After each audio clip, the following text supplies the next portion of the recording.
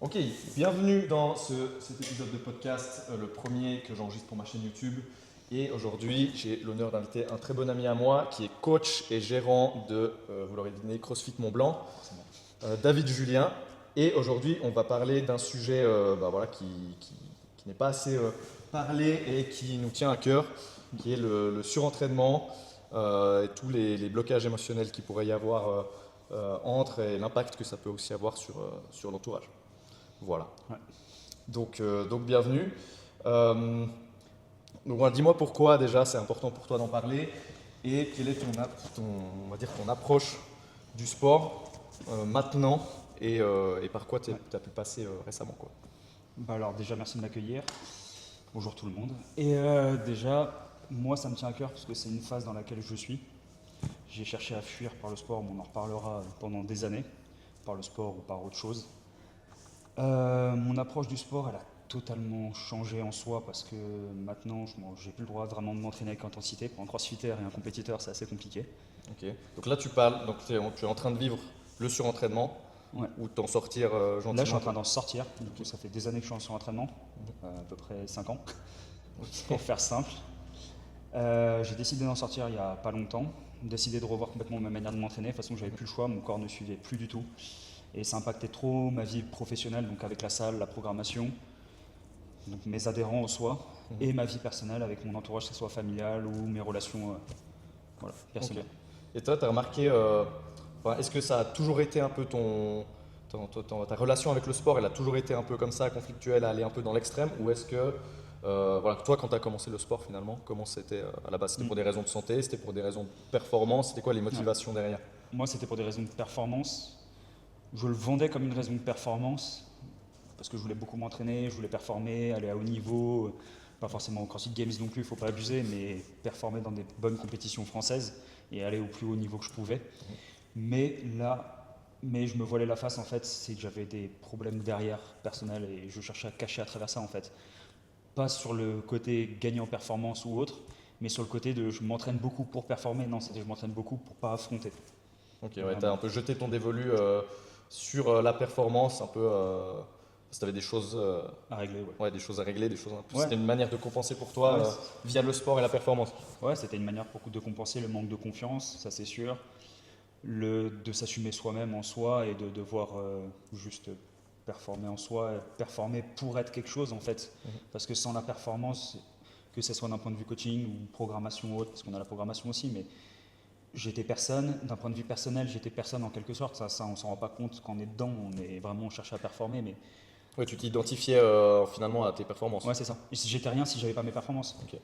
Que Ouais. au-delà de mes performances, donc j'ai eu des bonnes performances, même on peut dire des très bonnes performances sur certains trucs que j'ai jamais réussi à garder, au surentraînement, dû à beaucoup de choses. Et si j'avais pas ces performances-là, je cherchais à les récupérer pour pouvoir être quelqu'un de bien en fait, en quelque sorte. J'étais pas quelqu'un de bien, j'étais pas quelqu'un qui valait le coup, que ce soit d'un point de vue pro parce que fallait que je montre que j'étais le meilleur, jamais infaillible. Et d'un point de vue personnel, parce que je me sentais mal devant les autres. Pour moi, les autres, ils ne pouvaient pas être fiers de moi si j'avais pas ces performances-là, ce qui est totalement ridicule en soi. Ouais, ouais, non, mais c'est tellement, j'ai envie de dire, c'est tellement un comportement qu'on retrouve beaucoup. Enfin, beaucoup font comme ça. Ça peut être via le sport, la performance Le travail. ou le travail. Ouais, c'est ça. Moi, ce qui a été mon cas, Sinon, c'était. tu vas t'enterrer dans le travail c'est ça. pour finalement un peu fuir tes problèmes ou peut-être pas faire face à peut-être des blessures Ouais, c'est ça, des ou blessures autre, du quoi. passé ou autre. Et moi, je sais que c'était mon cas, que ce soit dans le sport, dans le travail avec la boxe, de se dire, ouais, mais je travaille pour pouvoir développer, je travaille pour ci, mais en fait, tu fais du 8h, 21h, à fond, même 22h, 23h à fond. Au final, je sors le même temps de travail que j'ai maintenant, le même Ouais. travail que j'ai maintenant en rendu, alors que je fais beaucoup moins. Je suis moins, on va dire, mal. Et pareil, je fuyais quand je pouvais pas fuir dans le sport, je fuyais dans le boulot, dans les relations. Pareil, tout devient conflictuel, même dans le boulot et tout, t'es stressé de tout, quelqu'un va te dire quelque chose de banal, tu vas mal le prendre Ouais, t'es parce sur que la tu défensive, fuis. quoi. Ouais, t'es sur la défensive, c'est ça. Ok, mais toi, c'est à quel moment que tu as commencé à sentir un peu ce changement Bah, enfin, non, je veux dire, à sentir le problème, Ouais, c'est ouais, ça. à sentir le Parce que problème. je pense que tu vois, tu me dis, ça fait 5 ans à ton avis, que tu es un peu dans le surentraînement ou en tout cas en train de t'y Ouais. diriger. À quel moment ça devient problématique? Est-ce que ça l'est depuis le début? pour revenir rapidement en arrière, moi je pense que ça fait 15 ans, du coup, pas sur entraînement, mais que je suis en mode défensif. Ce qui induit Par rapport à ton chemin de vie, des choses que tu as pu vivre. ouais, Ok, ouais. exactement, personnel, professionnel ou autre. Mhm. Ce qui m'a amené à partir dans le surentraînement, déjà dans le travail, à me donner à fond et à me perdre dans le travail quand j'étais à l'armée.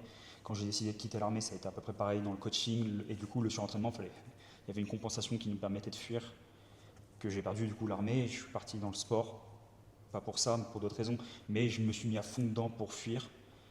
Et tout ça a amené que ça, graduellement, ça augmentait de plus en plus dans le surentraînement, dans tout. Il y a des moments où je me blessais bêtement sur des trucs à la con, sur des petits exercices de renfo, dans de l'échauffement en renfo, je me suis pété un croisé.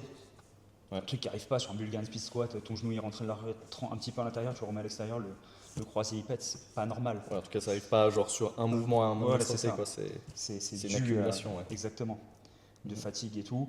Et à chaque fois, je pense que je l'avais déjà en moi, le fait de devoir poser, arrêter tout ça, arrêter de fuir et affronter. Mais quand on commence à le faire, on a toujours ce petit moment où je me sens mieux. Je suis un peu plus en forme. Je peux repartir. Je peux vraiment y aller. Et jusqu'à là, en gros, là, ce qui a été l'élément déclencheur pour moi, ça a été vraiment cet hiver. Pour faire simple, j'ai perdu mon père cet hiver et après, la fille avec qui j'étais en relation m'a quitté en partie à cause de ça aussi. Pas la perte de mon père, mais la partie de surentraînement, de toujours être sur le système défensif, de tout ce que ça entraîne en fait. Parce qu'on voit que le côté surentraînement fatigue, mais cette fatigue n'amène pas juste de la fatigue, ça amène une sorte de haine contre soi, de la défense, comme tu as dit, système défensif à fond. Donc dès que quelqu'un va faire un reproche ou dire quelque chose, ou même dire un truc bête, mais ça va tout de suite le prendre personnellement, comme quoi on n'est pas bien. Dès qu'on va faire un compliment sur quelqu'un d'autre pour quelque chose, on peut se le prendre mal pour soi parce que pourquoi on parle de l'autre et pas de moi. Ouais. Beaucoup de choses comme ça en fait. Et ça pourrit un peu tout au fur et à mesure. Ok, mais là, du coup, on parle plutôt de la conséquence du surentraînement et du fait que quand tu es dans ce cycle un peu de te surentraîner ça peut être pour compenser ou d'autres choses, tu bousilles un peu ton système nerveux. Et du coup, tu es tout le temps sur la défensive, c'est ça? Exactement. Ouais, le fait de s'entraîner beaucoup, du coup, on performe moins, on va chercher à s'entraîner beaucoup plus.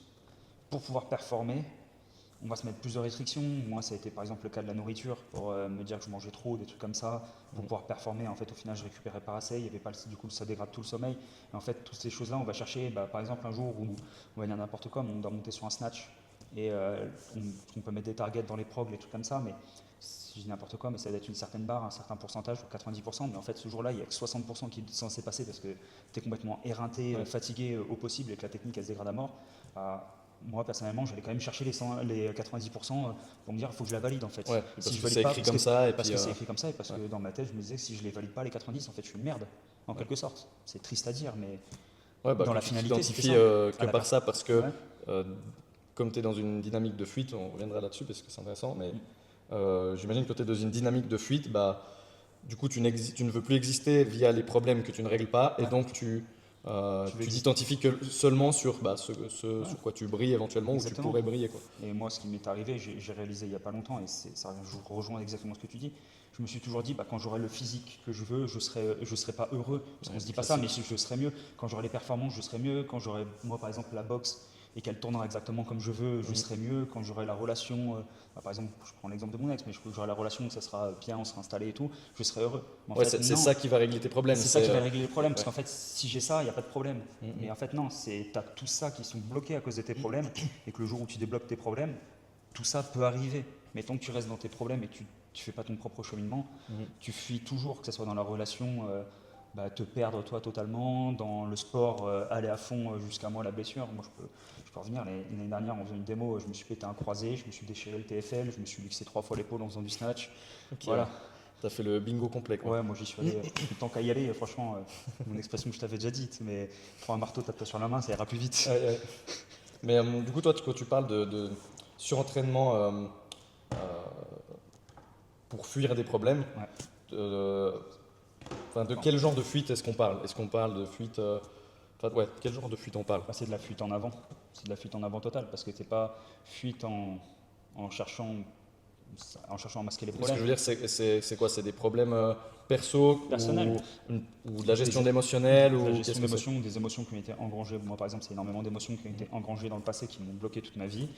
Des choses qu'on a pu me dire, par exemple, je repense à un directeur, et ça c'est l'exemple que j'ai vu il n'y a pas longtemps, en me disant j'ai fait ça à l'armée, j'ai ma boxe, j'ai eu quand même ça comme performance en disant bah attends, le mec il me disait que j'étais qu'une merde, que je réussirais jamais dans ma vie, bah tiens, en fait, et là tu réalises, là j'ai réalisé, ça a toujours été un moteur pour moi, mais là j'ai réalisé en disant bah attends, t'as besoin encore de compenser un gars qui en a rien à foutre de toi. Ouais, qui t'a limite déjà oublié, quoi. Il t'a pense pas à toi. totalement déjà oublié, lui il Ouais. est passé totalement à autre chose, il a revu 700 personnes, voire 1000, 2000, 3000, parce Ouais. que ça fait 15 ans, et toi t'es encore bloqué sur ce truc-là inconsciemment.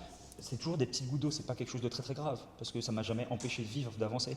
Mais c'est toujours des petites gouttes d'eau qui s'accumulent et à la fin, en fait, tu te prends un océan sur les épaules et t'arrives plus à avancer. Ouais, c'est le petit. Enfin, après, ça peut être un très bon fuel aussi, tu vois, d'un Ouais. peu que ça Moi, ça a pique ta été. fierté ou autre. Mais je pense que c'est quand ça devient trop longtemps ou que tu peut-être t'identifies trop à ça, je sais Ouais, pas. c'est ça. À quel Bah, point toi tu t'es identifié à ça et à quel point pas ça t'a identifié impacté. à ça, mais ça m'a boosté, c'est sûr, quand j'étais à l'armée, d'autres choses, pour pouvoir continuer à avancer, continuer à aller, même quand j'ai un peu ma revanche en disant bah tiens, t'as pensé ça de moi, bah tiens, je vais te montrer que je suis pas comme ça. Et c'est pour se prouver à nous-mêmes. Mais en fait, c'est de la fuite parce qu'on n'a pas besoin de prouver ça. Parce que on est qui on est et on n'a pas besoin de le prouver. Notre valeur, elle existe déjà de base.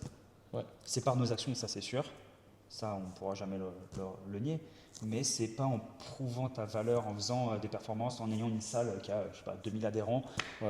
en ayant 40 000 abonnés sur ton compte Insta ou en ayant le physique de tes rêves. C'est pas ça qui va prouver ta valeur. Ouais. Bon, je pense qu'il y a quand même un moment donné où tu dois te prouver à toi-même certaines choses. Et après, c'est jusqu'où. Est-ce que, tu vois, là, je me pose la question, est-ce que c'est quand tu cherches à prouver à d'autres que ça devient malsain, Ouais. ou est-ce que c'est plutôt quand tu te donnes des objectifs? Ouais, je sais pas. En fait, le côté où ça devient malsain, c'est ce que j'ai eu, ce que je me suis rendu compte, c'est de prouver, pas prouver quelque chose, mais prouver qu'on est capable de faire quelque chose, c'est quelque chose de sain. T'es prouvé capable de faire un marathon. Mais en disant que c'est grâce au marathon que tu vas réussir et que tu seras heureux, en fait, ou que tu seras vraiment toi-même et que les gens te reconnaîtront, c'est faux en fait. Mhm. Le marathon prouve juste que tu es toi-même et que tu es capable de le faire. Ouais, il te prouve la capacité, une fois que tu l'as fait, Exact. de dire ok, bah, je suis un Mais gars qui il est. prouve juste que tu es ce que tu es. En fait, c'est pas qu'il prouve, c'est qu'il affirme juste que tu es. Et c'est pas, je sais pas, j'arrive pas à dire ce que je veux, mais Ouais, je dirais, ça confirme en fait. Ça confirme la personne que tu es, ce dont tu es capable. Mais ça veut. en tout cas, ça te montre un potentiel que tu es capable d'atteindre ou que tu as Ouais. été capable d'atteindre. Mais ça représente pas ta valeur. Et c'est pas à travers Ouais, ce c'est ça. marathon-là que tu dois chercher le bonheur, parce que c'est. On en reparlera, j'ai un de mes adhérents pareil. Après le Mont Blanc, il voulait vraiment faire le Mont Blanc et il s'était dit dans sa tête qu'après le Mont Blanc, il serait heureux. Mais en fait, il faut, ce que je dis pour les performances et tout comme ça, il faut déjà chercher à être heureux avant. Et à la fin, même si tu as quand même l'objectif de fin en disant voilà, ça peut être un rite de passage, faire le Mont Blanc, un marathon ou autre, mais c'est tout le travail qui est en amont qui te permettra d'être heureux, pas la finalité. Parce qu'on pense tout le temps que c'est quand j'aurai cette finalité-là, je serai heureux. Mais non, c'est parce que tu as fait le travail en amont sur toi-même. Et c'est la partie la plus dure parce qu'au bout d'un moment, il faut arrêter de fuir. Il faut se regarder dans un miroir et il faut dire salut, c'est moi. Ouais, finalement, ce qui est intéressant, c'est plutôt, si on prend l'exemple voilà, d'un trail ou peu importe l'objectif sportif, mais est-ce que finalement, ce qui est intéressant, c'est pas plutôt, je vais dire le truc classique, mais un peu le chemin, mais c'est pas l'atteinte de l'objectif qui va te transformer, mais c'est le chemin en fait, c'est Ouais. le processus. C'est le processus, ça c'est sûr. Mais c'est pas Mais- que le processus de préparation physique, et c'est là où moi c'était l'erreur que j'avais avant, où j'avais tout le temps le processus de préparation physique. Et c'est en fait, oui, ça te permet de te transformer mentalement, tu sais que tu as plus de résilience, tu sais que tu peux avancer, ça donne plus de confiance en soi aussi. Mais le problème, c'est qu'après ça, ça donne que 50% du travail.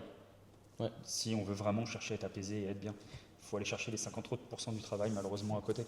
Mais du coup, c'est à quel moment, si le processus, c'est un peu la manière peut-être d'évoluer, de se sentir mieux avec soi, à quel moment est-ce qu'on se perd et à quel moment, enfin, qu'est-ce que ce seraient les signaux, voilà, par exemple d'un surentraînement ou d'une compensation quelconque, ça peut être Ouais. dans la bouffe ou autre. Ouais. À quel moment est-ce que tu dis, le sport, je trouve que clairement le sport, c'est vendu comme quelque chose, c'est bien, il faut en faire souvent, il faut en faire tous les jours.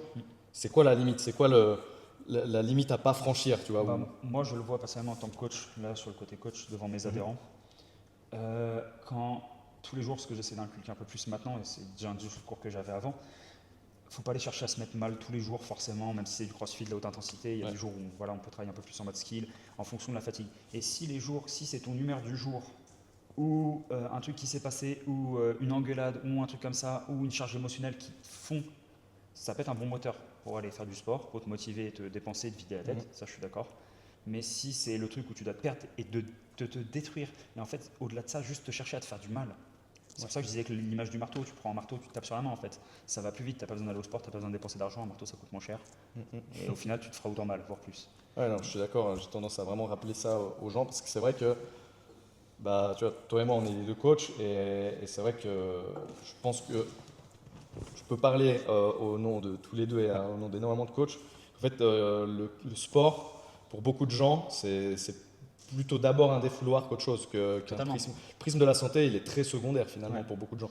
Surtout dans le milieu du crossfit, on va chercher vraiment à se défouler, se dépasser. Il y a le côté communauté, on commence à rencontrer du monde, c'est sympa, c'est assez fun. Il y a le côté aussi, je sors de mon boulot, surtout maintenant on est énormément stressé, surtout que ce soit par les réseaux, par les médias, par beaucoup de choses. Tellement d'informations qu'à la fin ça bouillonne sur les gens et ça se sent. Ouais. Et bah, les gens viennent se défouler, se vider la tête, de toute façon ils le disent. Hein. Moi j'ai beaucoup, par exemple des chefs d'entreprise, non je viens là, ils viennent 2 fois par semaine.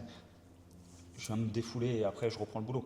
Ouais. Après c'est toujours pareil, quelqu'un qui vient 2 fois par semaine, qui se met une cartouche 2 fois par semaine, J'allais dire, ouais. il a 5 jours dans la semaine où il récupère, même s'il a d'autres activités, il a du stress et tout, c'est pas très grave. Oui, Mais ça va quand même lui faire plus de bien que de mal. c'est ça. Même si déjà il est stressé et qu'il rajoute un stress C'est ça. physiologique, oui. Ouais, d'accord. Parce que de toute façon, ça qu'on se le dise, hein, le sport c'est un stress, le stress, n'importe quel stress Oui. est un stress. Oui, le Donc, cerveau ne fait pas la différence. ouais, le cerveau et le corps ne font Le pas la bon et le différence. mauvais stress, Ça n'existe pas. c'est vrai. C'est- On pourrait dire que psychologiquement, il y en a. on pourrait définir si on veut vraiment dire. Parce que je pense qu'il n'y a pas de bonne et de mauvaise situation. Non, mais si on voulait vraiment définir une bonne ou une mauvaise situation, enfin un bon ou un mauvais stress, ce Le serait. stress sportif est meilleur que le stress au boulot, que le stress de. Ouais, mais sans hiérarchiser, je dirais qu'en fait, ce qui serait C'est du sûr. mauvais stress, c'est un excès de stress. Stress. C'est pas. C'est du le stress direct. non contrôlé. Par exemple, quand je prends mon cas, du coup, avec le système défensif et tout, c'est que moi, je rajoutais juste des couches de cortisol, et là, je annonce un truc à tout le monde. Vous avez beau prendre de l'ashwagandha, des plantes, de tout ce que vous voulez, ça redescend pas. Faut arrêter de croire, ça redescend pas, c'est faux. Vous avez beau arrêter le café, ça redescend pas, c'est faux. Il y a un gros travail à faire derrière et c'est pas le plus agréable. Ok, bon bah, moi ça me rassure comme ça, je peux, si c'est une raison pour ne pas arrêter le café, moi ça me va. Après, moi, j'ai diminué. Hein. Parce que 8 doubles espresso par jour, ça passe pas. Ouais, voilà, bon après, c'est vrai que si vous buvez 10 espressos par jour, que vous vous levez à 8 heures, qu'à 10 heures vous êtes déjà au 5e, peut-être que oui, là vous pouvez aussi vous demander un qui se reconnaîtront pas. petit coup de stress là, peut-être que 3 cafés en moins, 3-4 cafés en moins, ça vous 2 fera- cafés par jour, c'est bien. voilà, ça vous Et fera pas du après bien. 14 heures, pas comme maintenant. Sois pas trop rabat-joie, 2 cafés par jour, les gens sont pas encore prêts à l'entendre, je crois. Ouais, mais du coup, ouais, cette fuite éternelle et le surentraînement va surcharger le système nerveux. Ouais. Qui souvent, la fuite, elle est souvent liée à justement, on a déjà un système nerveux qui est on edge, tu vois, à la limite, et on a besoin de décharger ça. Mais Et c'est on se dit l'inverse. on le fait via le sport. Et peut-être une fois, comme on a dit, ça peut faire plus de bien que de mal. Oui, Mais des fois quand on s'identifie à ça et qu'on se dit ok, c'est ma seule soupape, c'est le sport. Ouais. Au final, tu rajoutes des Ah. couches de stress et tu En fait, surcharges ton Comme on a système dit, nerveux. si tu le fais le lundi, le mardi, ok, ça va. Pas lundi, mardi, mais 2 fois dans la semaine, ça va. Grand max.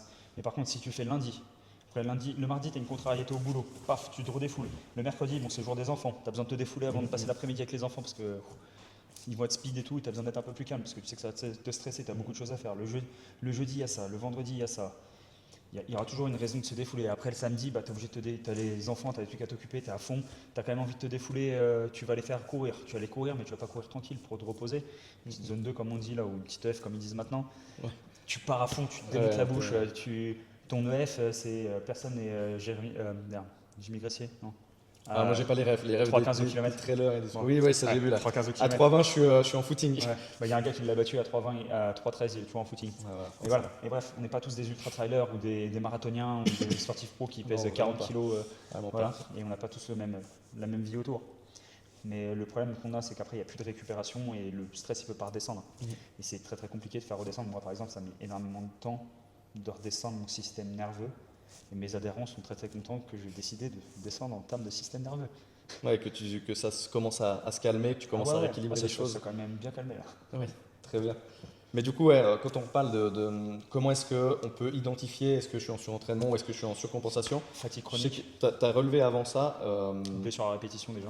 mais aussi le fait que est-ce que quand on s'entraîne, tu vois, quand on se met des cartouches, est-ce qu'on se met des cartouches, est-ce que comment dire, est-ce que le fait de se mettre une cartouche est drivé par la journée que tu as eue ou est-ce que tu as choisi aujourd'hui je me mets une cartouche parce que ça me fait kiffer, Je suis en forme, Voilà. ça me fait kiffer. Ou même si t'es pas parce que très j'ai en- choisi que aujourd'hui je me mettrai une cartouche. Tu peux ne pas être en forme, tu peux avoir une journée pourrie et décider de te mettre une cartouche. Oui. Mais c'est parce que toi tu as décidé, c'est pas parce quand que ta ça- en journée fait, t'es c'est- pourrie ouais.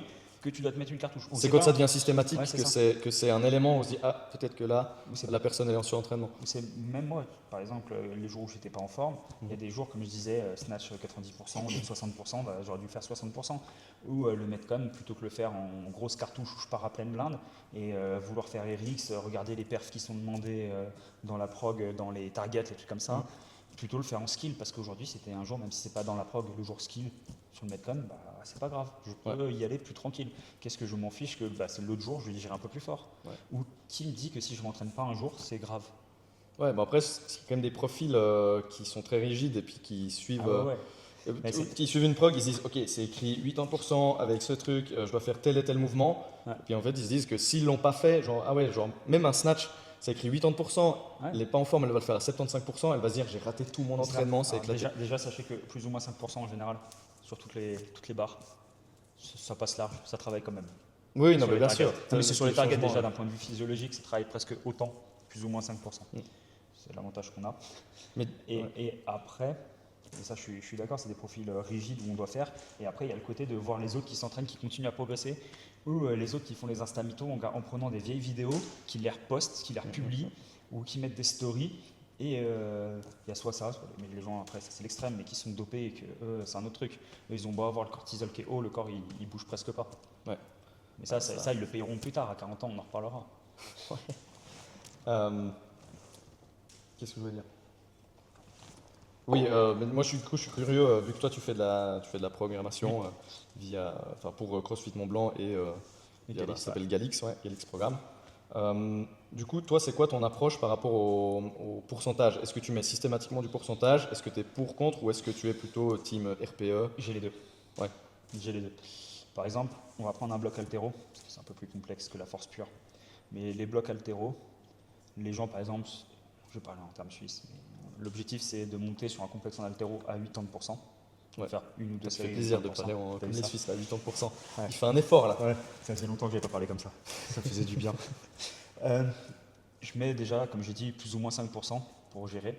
Et après, moi, ce que je veux, c'est pas de dégradation technique. S'il y a une dégradation technique à 50%, on reste à 50%, ou à 45%, 48%, proche de cette dégradation-là. Pareil, sur de la force, et ça c'est un truc que je ne faisais pas moi-même. Et de là, moi, c'était la barre. Quoi qu'il se passe, elle devait passer. Ouais. Et sinon, ça me flinguait ma séance, ça me flinguait ma journée, ça me flinguait tout. Ah ouais, mais totalement, c'est complètement débile au possible.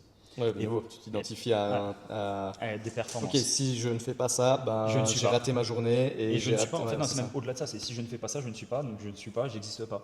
Ou je ne suis pas, j'ai pas de valeur. Voilà, c'est ça, tu ne mérites pas, le respect ou la considération des autres. Exactement. Ouais. Et pareil, nous on utilise la méthode conjuguée, donc il y a des jours de max effort, donc on va chercher le max. On reste nous là sur des RPE 9, il n'y a pas de pourcentage. J'ai mis des targets en termes de pourcentage pour que les gens se repèrent à peu près. Comme ça permet d'aider pour la montée en charge. RPE 9, c'est dire charge lourde sans dégradation technique. Pareil, pas de dégradation technique. Comme ce qu'on a eu en discussion en off, on parlait avec quelqu'un sur un complexe en haltéro et je dis wow, c'est dégueulasse. Tu m'as dit c'est en compétition. En compétition, c'est déjà plus tolérable qu'à l'entraînement. À l'entraînement, pas de dégradation technique, les mouvements doivent être les plus propres possibles. En compétition, c'est autre chose. L'objectif, c'est pas créer de la compensation.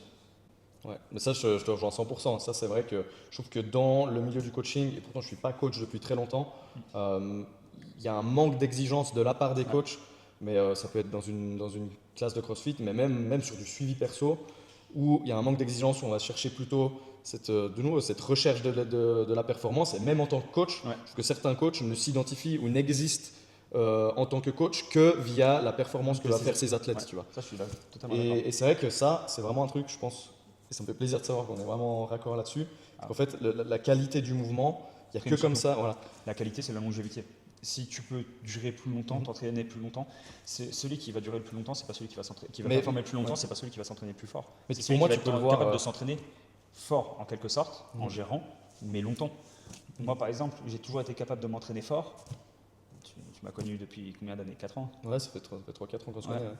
Combien de fois j'ai été blessé, j'ai dû ralentir. On en a parlé tout à l'heure en préparant le barbecue. Tu me disais tout le temps, tu n'arrêtais pas de nous dire, je vais revenir. Ouais. Bah ouais, mais en fait, je suis jamais revenu parce que je suis jamais venu en fait. Je n'ai jamais été là en quelque sorte parce que j'ai jamais mis le potentiel à cause de beaucoup de blocages et j'ai toujours cherché à pas me détruire, mais aussi à me détruire. Du coup, vu que je me détruisais, j'arrivais pas à performer. Vu que j'arrivais pas à performer, ça me mettait encore plus mal. Donc je me détruisais encore plus, et ainsi de suite. C'est un cercle vicieux et c'est une belle pente descendante. Hein. Parce qu'il y a ce côté, c'est vrai que là, on peut faire le parallèle aussi avec ce que déjà moi-même j'ai vécu, mais ce que j'observe aussi que beaucoup de gens vivent, c'est la gestion de la frustration. Ah ouais. C'est qu'en fait, surtout quand tu es en train quand tu existes un peu que via le sport, ou en tout cas que tu t'identifies beaucoup au sport, mais finalement c'est vrai dans plein d'autres domaines, dès que ça va un peu moins bien, on n'accepte pas. Ouais. Et qu'est-ce qu'on fait? On force comme des cons. Ah ouais, mais c'est ça. Et puis voilà, tu me disais tout le temps, je reviens, alors qu'en réalité, en fait, t'allais mieux de 5%, tu dis ok, c'est bon, je remets la sauce. Ah, t'étais gentil, alors j'ai dit 10%. Ouais. Mais oui, c'est totalement ça. Moi, je prends par exemple un exemple qui m'est arrivé l'année dernière. On faisait du snatch, on devait monter, ça faisait des semaines que j'arrivais, bonne forme, pas trop fatigué, j'étais plutôt bien, avec les peu d'heures de sommeil que j'avais, plutôt bien, bonne dose de caféine dans la gueule tous les jours, parce que voilà, le café c'est gentil, c'était canette plus double espresso. Ouais. Je faisais du snatch toutes les semaines, je passais 90%, toutes les semaines je passais 90%, et là on doit monter sur une rep lourde. Et 80% a du mal à passer. Ah pas grave, je mets 90%. Je me subluxe une fois l'épaule droite. Ouais. Je me subluxe une deuxième fois l'épaule droite. Allez, je mets 95%.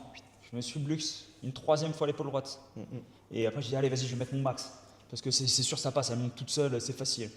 En fait, oui, ok, ça monte tout seul. Mais là, tu aurais fait n'importe quoi, mais aujourd'hui, j'aurais fait 80%, 70%.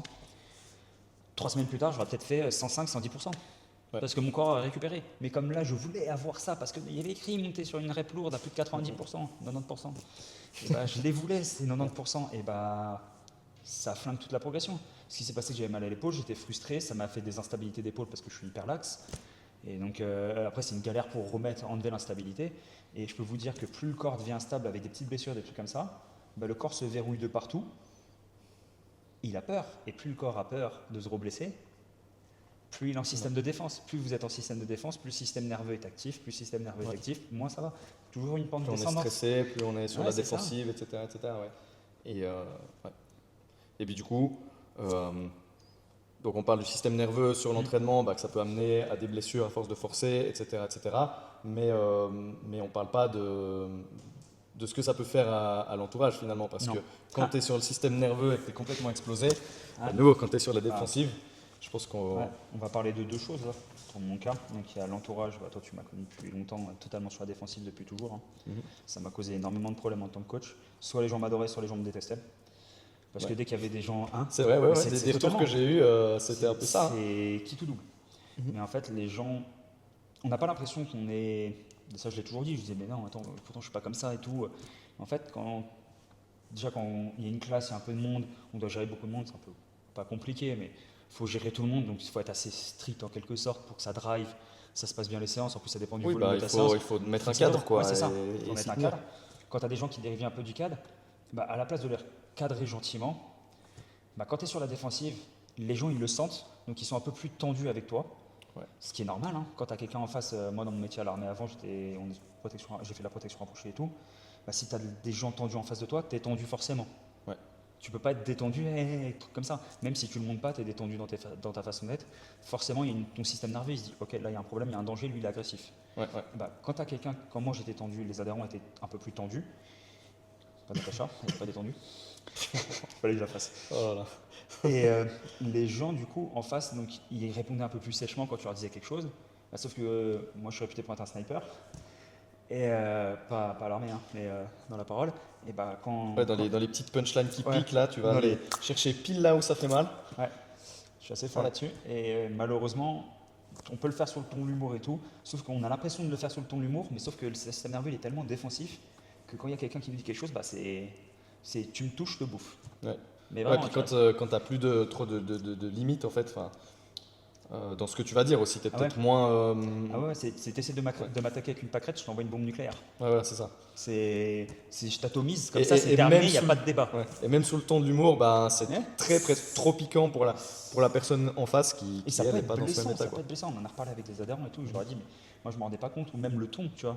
Tu as quelqu'un qui va te dire un truc, tu fais, ouais, c'est bon, vas-y, me casse pas les couilles, toi. Ouais. Et là, c'est bon, vas-y, me casse pas les couilles. Là. Ouais. Tu vois, c'est pas la même chose. Ou comme je te parlais la dernière fois, j'ai une adhérente, bref, j'ai rigolé, je lui dis, ouais, je pourrais te dire de fermer ta gueule aussi, tu vois. Mais en rigolant, parce que c'était sur le truc détendu. Mais un truc avant, un truc comme ça aurait été sorti en mode, sec, juste la même phrase, mais en mode vraiment sec, et c'est pas la même intention, tu vois. Ouais, comme tu dis, le système nerveux, quand il est à la limite comme ça. Ah, mais il y a pas moi, je sais qu'il n'y avait pas de différence entre David énervé et David calme. Ouais. David, il était tout le temps au même niveau. Ouais. Et pourtant, à l'intérieur, moi, j'étais très calme. J'étais calme et posé sur certains trucs, sur certaines réactions. Et en fait, dans la réalité, que ça sortait, j'étais pas calme. C'est ça, c'est dans la manière dont ça s'exprime. C'est qu'au final, quand tu as le système nerveux hyper élevé, de ce que j'en pense, c'est même si tu as envie de dire les choses, peut-être avec ton intention, c'est pas de blesser, mais c'est peut-être faire une blague, derrière, ça va quand même être un peu trop. Enfin, moins, peut-être pas dilué, puis en fait, ça sort pas du tout comme tu voulais. Ouais, c'est ça. Ouais. Ou un truc qui était un peu plus. Ouais, un truc qui était pas si méchant que ça, ou qui aurait pu être un peu méchant, parce que moi, je fais pas trop de filtres dans mes paroles, c'est ma manière d'être, après chacun comme il est. Mais je suis assez cash. Mais un truc qui est assez cash devient plus cash, devient une attaque. Oui, c'est ça. Et même quelqu'un qui dit aujourd'hui, genre, la séance était dure, ou je sais pas, n'importe quoi, une petite réflexion qui normalement n'est pas censée t'atteindre. Ou tu sais, genre, tu prends, tu fais ok, bon, attends, faut que je fasse gaffe, ou voilà. Toi, c'est un pic que tu te prends dans la gueule et il faut. Système de défense, tu me touches, je te bouffe. Et c'est simple. Et on en parle souvent avec mon chiro, il me dit le jour où tu n'auras plus le couteau entre les dents, ça sera agréable. Mais j'avais vraiment l'habitude, tout le monde me disait que j'avais un regard noir, très. Ça fait rire. Ouais. Et un couteau entre les dents, un regard assez sévère et tout. Quand on connaît l'animal, ça fait rire. Ouais. Mais en vrai, c'était pas le regard que je pensais avoir. Je sais que je l'avais dans une certaine partie de ma vie parce que c'était comme ça, il fallait être comme ça. Mais c'était pas le regard que j'avais. Et le problème, c'est qu'il fallait pas l'avoir. Et il fallait savoir redescendre de cette partie-là en mode défensif, ou même la gestion des problèmes. La gestion des problèmes, par exemple, de contrat avec des adhérents, moi c'est ma partie administrative, ça prenait pas des proportions mais démesurées, mais ça m'affectait trop. Ouais. Personnellement, quelqu'un qui voulait partir mais partait pas de la bonne situation, parce qu'il y a des gens qui sont pas capables de partir correctement, et ça c'est comme ça. Il faut qu'ils fassent des dramas pour pouvoir se justifier qu'ils partent, alors qu'il n'y a pas de souci, si tu veux partir, il y a toujours des solutions. Ouais, bien sûr. Et ça prenait des proportions démesurées parce que je prenais tout à cœur. Et le problème, c'est que quand tu prends tout à cœur, puis t'es pas bien en fait. Ouais. T'es juste de nouveau, ce qui est marrant, c'est que tu surcharges encore plus le système nerveux. Et c'est un cercle vicieux en fait, c'est tout le temps la même chose. On va te dire quelque chose, tu vas prendre à cœur, tu vas répondre fort, tu vas le prendre à cœur, et tu reviens tout le temps la même chose, et c'est de pire en pire. La boucle, ça ne fait qu'augmenter. Et du coup, il y a une fois que tu es dans un cercle un peu vicieux comme ça, que tu t'en rends compte, ça c'est la première étape, c'est quoi la porte de sortie? Tu vois, c'est quoi ce truc? C'est quoi la clé? Moi, je m'en suis pas rendu compte totalement. En fait, je me rendais compte inconsciemment, je pense. Mais je voulais pas De me toute façon, l'avouer. je pense que peu importe ce qu'on vit, il y a toujours une petite voix quelque part qui nous dit, puis après on l'écoute ou pas. Ouais, et après c'est pareil. Là on parlait du pro, mais dans le perso c'est exactement pareil. On en met plein la gueule avec la personne avec qui on est. Même si la personne ne fait pas forcément, on ne fait pas que des bonnes choses et des trucs comme ça. Il y a des petites erreurs qui arrivent, il y a des petits trucs. Voilà, il y a chacun sa part de responsabilité dans une vie. Mais c'est pareil, tout prend des mesures disproportionnées. Tout ce que dira la personne, tu le prendras mal, tu le prendras pour toi, c'est un attaque contre toi, c'est un jugement de ta valeur en fait. En fait, tous les trucs étaient un jugement de la valeur, comme sur la prog, dès que je perdais quelqu'un, c'était un jugement sur ma valeur, ou des trucs comme ça, donc ça pèse, ça augmente le système nerveux, et voilà, c'est un cercle vicieux, donc c'est maintenant le moindre truc devient pire. Et moi, malheureusement, c'était après la perte de mon père, ça a commencé à s'accentuer encore plus, donc c'était en décembre là. Et quelques jours plus tard, je me suis séparé de la personne, plutôt la personne avec qui j'étais m'a quitté, et pour ça, en quelque sorte, je ne peux pas lui en vouloir. Parce qu'on va dire, ouais, mais elle ne te supportait pas dans le pire moment. Mais en fait, quand tu es infâme et insupportable avant, comment tu peux supporter quelqu'un à qui il arrive un drame encore pire? Sans parler que même si la personne en face a des problèmes ou des trucs comme ça, mais ça devient encore pire. Donc moi, j'ai fait ça. Je m'en souviendrai, j'ai la chance, j'ai de très bons amis qui sont là pour toi, donc toi, qui étaient là autour de moi, et qui m'envoyaient des messages, des trucs comme ça. Et en rentrant, j'ai voulu repartir encore pire qu'avant, refuir encore pire qu'avant. Je m'en souviens toujours, un jour, on fait une séance avec mon chiro, donc qui me suit. Et lui, il savait ce qu'il avait à faire, mais tant que je voulais pas le faire, ça servait à rien. C'était, de toute façon, même je lui ai dit à un moment, je reviens comme quand j'étais à l'armée, avec énormément de haine dans le corps, et je veux plus de tout ça. Déjà, j'avais commencé à conscientiser parce que j'avais perdu du coup la fille avec qui j'étais, j'avais perdu mon père. Beaucoup de haine et de rancœur sont tout ressortis, tous les trucs. Ouais, ça t'a provoqué ça t'a fait monter ça, toutes ces situations extrêmes quoi. Et beaucoup de tristesse et tout, et j'ai voulu fuir. À un moment, je ne sais pas pourquoi, j'ai eu un moment de lucidité, c'était le moment. Et j'ai demandé à changer, à faire le travail à faire avec le chiro. Qui te proposait en fait depuis un certain temps, c'est ça? Il ne me le proposait pas vraiment, mais il savait ce qu'il devait faire pour que ça avance. Okay. Mais tant que la personne ne vient pas d'elle-même, c'est comme quelqu'un qui a envie de perdre du poids, tant qu'il ne vient pas te voir, tu ne peux pas venir le chercher et le tenir par la main. Au bout d'un moment, tu ne peux pas porter les personnes pour qu'elles changent. Ça, si ton client n'est pas prêt de prendre ses responsabilités, toi tu as beau être le coach, faire le meilleur programme qu'il veut, etc. Ça ne marchera jamais. Le changement, ça vient quand même de soi. Quoi. De soi. Et À ce moment-là, moi j'avais décidé de changer. J'ai pas voulu changer pour certaines raisons. Je comptais être qualifié au French Throwdown, comme je t'avais dit, parce que c'est une compétition où, bref, quelques mois avant, j'avais promis à mon père que j'y serais et que lui il viendrait me voir. C'était quelque chose qui me tenait à cœur. J'ai voulu quand même faire les qualifications, forcer le truc. Comme je t'ai dit, j'ai même pas réussi à soulever 80% de mes barres parce que forcément le chiro il avait dit on va commencer à faire ça et il m'a droppé le système nerveux. Sauf que quand on coupe le système nerveux, hein, c'est on-off. Ouais. Et sauf que toi dans ta tête, tu es toujours en système défense, tu veux toujours fuir dans le truc, mais quand on te met en off, Ouais. c'est un vrai off. Ah, par contre, ça c'est pas agréable. Et là d'un coup, on se sent encore plus mauvais, donc on veut forcer encore plus. Donc je foire totalement toutes les qualifications pour d'autres compétitions, pour les French, juste le premier des French là avec la charge. Forcément, en plus, j'ai décidé de faire celui où il fallait soulever le plus lourd, qui est un de mes points forts, mais du coup, pas du tout. J'ai voulu le refaire, je me suis dit non, c'est juste que t'es fatigué, t'es pas dedans et tout. J'ai voulu le refaire, et au moment, comme je t'ai dit, au moment de le refaire, je me suis mis à fondre en larmes. J'ai tout à craquer, tout est parti. Et j'ai dit en fait, je peux plus continuer comme ça. Et c'est à ce moment-là où j'ai décidé de changer. Et là vient la partie, quand on pense qu'avant c'est pas agréable, vient la partie où Faut faire face à ces démons. faut faire face à tous ces démons et lâcher toutes ces fuites. Ouais. Le plus dur, c'est que avant tu peux commencer à faire face à certains de tes démons, t'en rendre compte et conscientiser le truc. Ouais, tu Mais les identifies, mais après, faut aller en t'y face. penses, t'y penses, tu sais qu'il y a là, mais t'as toujours ton truc pour fuir en fait, pour dire Ouais. non, je vais par là-bas, c'est plus facile à faire. Oui, puis c'est comme ça que j'ai tout refait jusqu'à maintenant, donc je suis encore en vie maintenant, C'est ça. c'est que ça marche. C'est que ça passe. Moi j'ai de la chance, mon corps a une capacité de déformation qui est incroyable, je le remercie. Ouais, sinon, tu penses que tu te serais beaucoup plus souvent blessé ou autre? Ah ouais, moi j'ai de la chance, donc j'ai eu je vais faire la liste des blessures que j'ai eues depuis 2019. 2 croisés, TFL déchiré, extenseur du rachis déchiré, plusieurs fois déboîté l'épaule, cassé une clavicule, et là j'en oublie encore. Ouais, non, t'as dit les croisés, t'as commencé par ça. Ouais, ouais. Mais oui, C'est de cool toute façon, le corps, il nous dit les choses, il nous donne les infos. Ouais. Et après, complètement verrouillé, hein. Moi complètement ouais. verrouillé, on va en reparler, mais du coup diaphragme complètement verrouillé, système de protection, t'es comme ça, verrouillé, mâchoire bloquée, hanche bloquée, système émotionnel bloqué, le dos complètement verrouillé, pas capable. Là avec le travail, ce que je te disais tout à l'heure, j'ai gagné, sans faire beaucoup plus de mobilité, après tout le monde n'est pas dans le même cas, mais j'ai gagné 30% de mobilité thoracique sur les tests de GoWood. Sur les tests de hanche, j'ai gagné 25 ou 30% pareil, mais sans chercher à trop étirer, en faisant un vrai travail spécifique. Mais pour ce travail spécifique là, comme on parlait, j'ai plus le droit de dépasser 50% de mes charges. Si je fais des metcon, des séances de crossfit et j'en profite et je ne dois pas me mettre de cartouches, donc plus le droit à la haute intensité pour quelqu'un qui a connu que ça. Même les jours où il devait y aller tranquille, c'était de la haute intensité. Donc voilà. Ok. Mais ouais, du coup, le corps, il cherche toujours à dire Stop. stop. Au début, c'est des petites choses, puis t'écoutes pas, et après, c'est des croisés, etc. Une petite et puis ça peut aller contracture, la nuit qui est raide, C'est ça. une fatigue. Un jour, tu n'arrives pas à soulever tes charges, tu dors plus très bien la nuit. Moi, pour d'autres problèmes, je dormais pas la nuit, mais quand tu dors 3 heures dans la nuit, tu veux t'entraîner 2 à 4 heures par jour. Ouais. Tu connais les entraînements qu'on se mettait dans la gueule. C'est 2 à 4 heures par jour. C'est comme ça qu'on s'est rencontrés. Deux abrutis. Ouais, c'est ça. Bon, moi, je découvrais vraiment le CrossFit. C'était quelque chose de nouveau pour moi, qui était un sport génial pour plein d'aspects, mais aussi pour me défouler sur plein de choses. Et du coup, on se retrouvait, on se mettait une cartouche, puis on s'en est mis une, on s'en met une deuxième cet après-midi. Allez. C'est ça. Et, En fait, et puis c'est fun à un c'était certain pas des moment. choses qui étaient trop dures. En fait, se mettre 2 cartouches dans la journée, 2-3 cartouches dans la journée, ok. Mais tu peux pas faire ça toute l'année. Non. Tu peux pas faire ça sur certains trucs. Et ça, tu l'apprends à tes dépens en fait. Ouais, tu fais ça si tu manges 4000-5000 calories par jour, si tu dors 8 heures par nuit, si tu as des massages dans la semaine, si tu as un suivi sportif, si tes hormones sont nickel, si tu es en forme dans la journée. Parce que tu as beau dormir 8 heures par nuit, ça se trouve, tu as un petit stress qui t'est arrivé il y a 2-3 semaines, qui te cogite en tête et qui t'empêche de récupérer ton système nerveux. Voilà. Ouais. Moi, je sais que maintenant, il y a l'un des trucs, avant, je me sentais coupable de sauter des séances. Là, je suis jeudi, vendredi, j'ai pas fait de séance. Ah si, jeudi je me suis entraîné, mais bref, j'ai fait une petite classe tranquille, mais parce que je peux pas y aller plus fort. Mais vendredi j'ai pas fait de séance, mercredi ou mardi j'ai pas fait de séance, et c'est pas grave en soi. C'est pas, on en parlait avec l'un de nos coachs, avec l'un de mes coachs quand on fait parce qu'on est compétiteur, mais on fait la saison. On regarde en général de janvier à juin, juillet pour les semaines d'entraînement, quelles compétitions on veut viser et tout, et comment répartir et les trucs de récup. Et en général quand on cale les récup, là tu fais plein, sur 6 mois j'ai pris qu'une semaine de récup totale.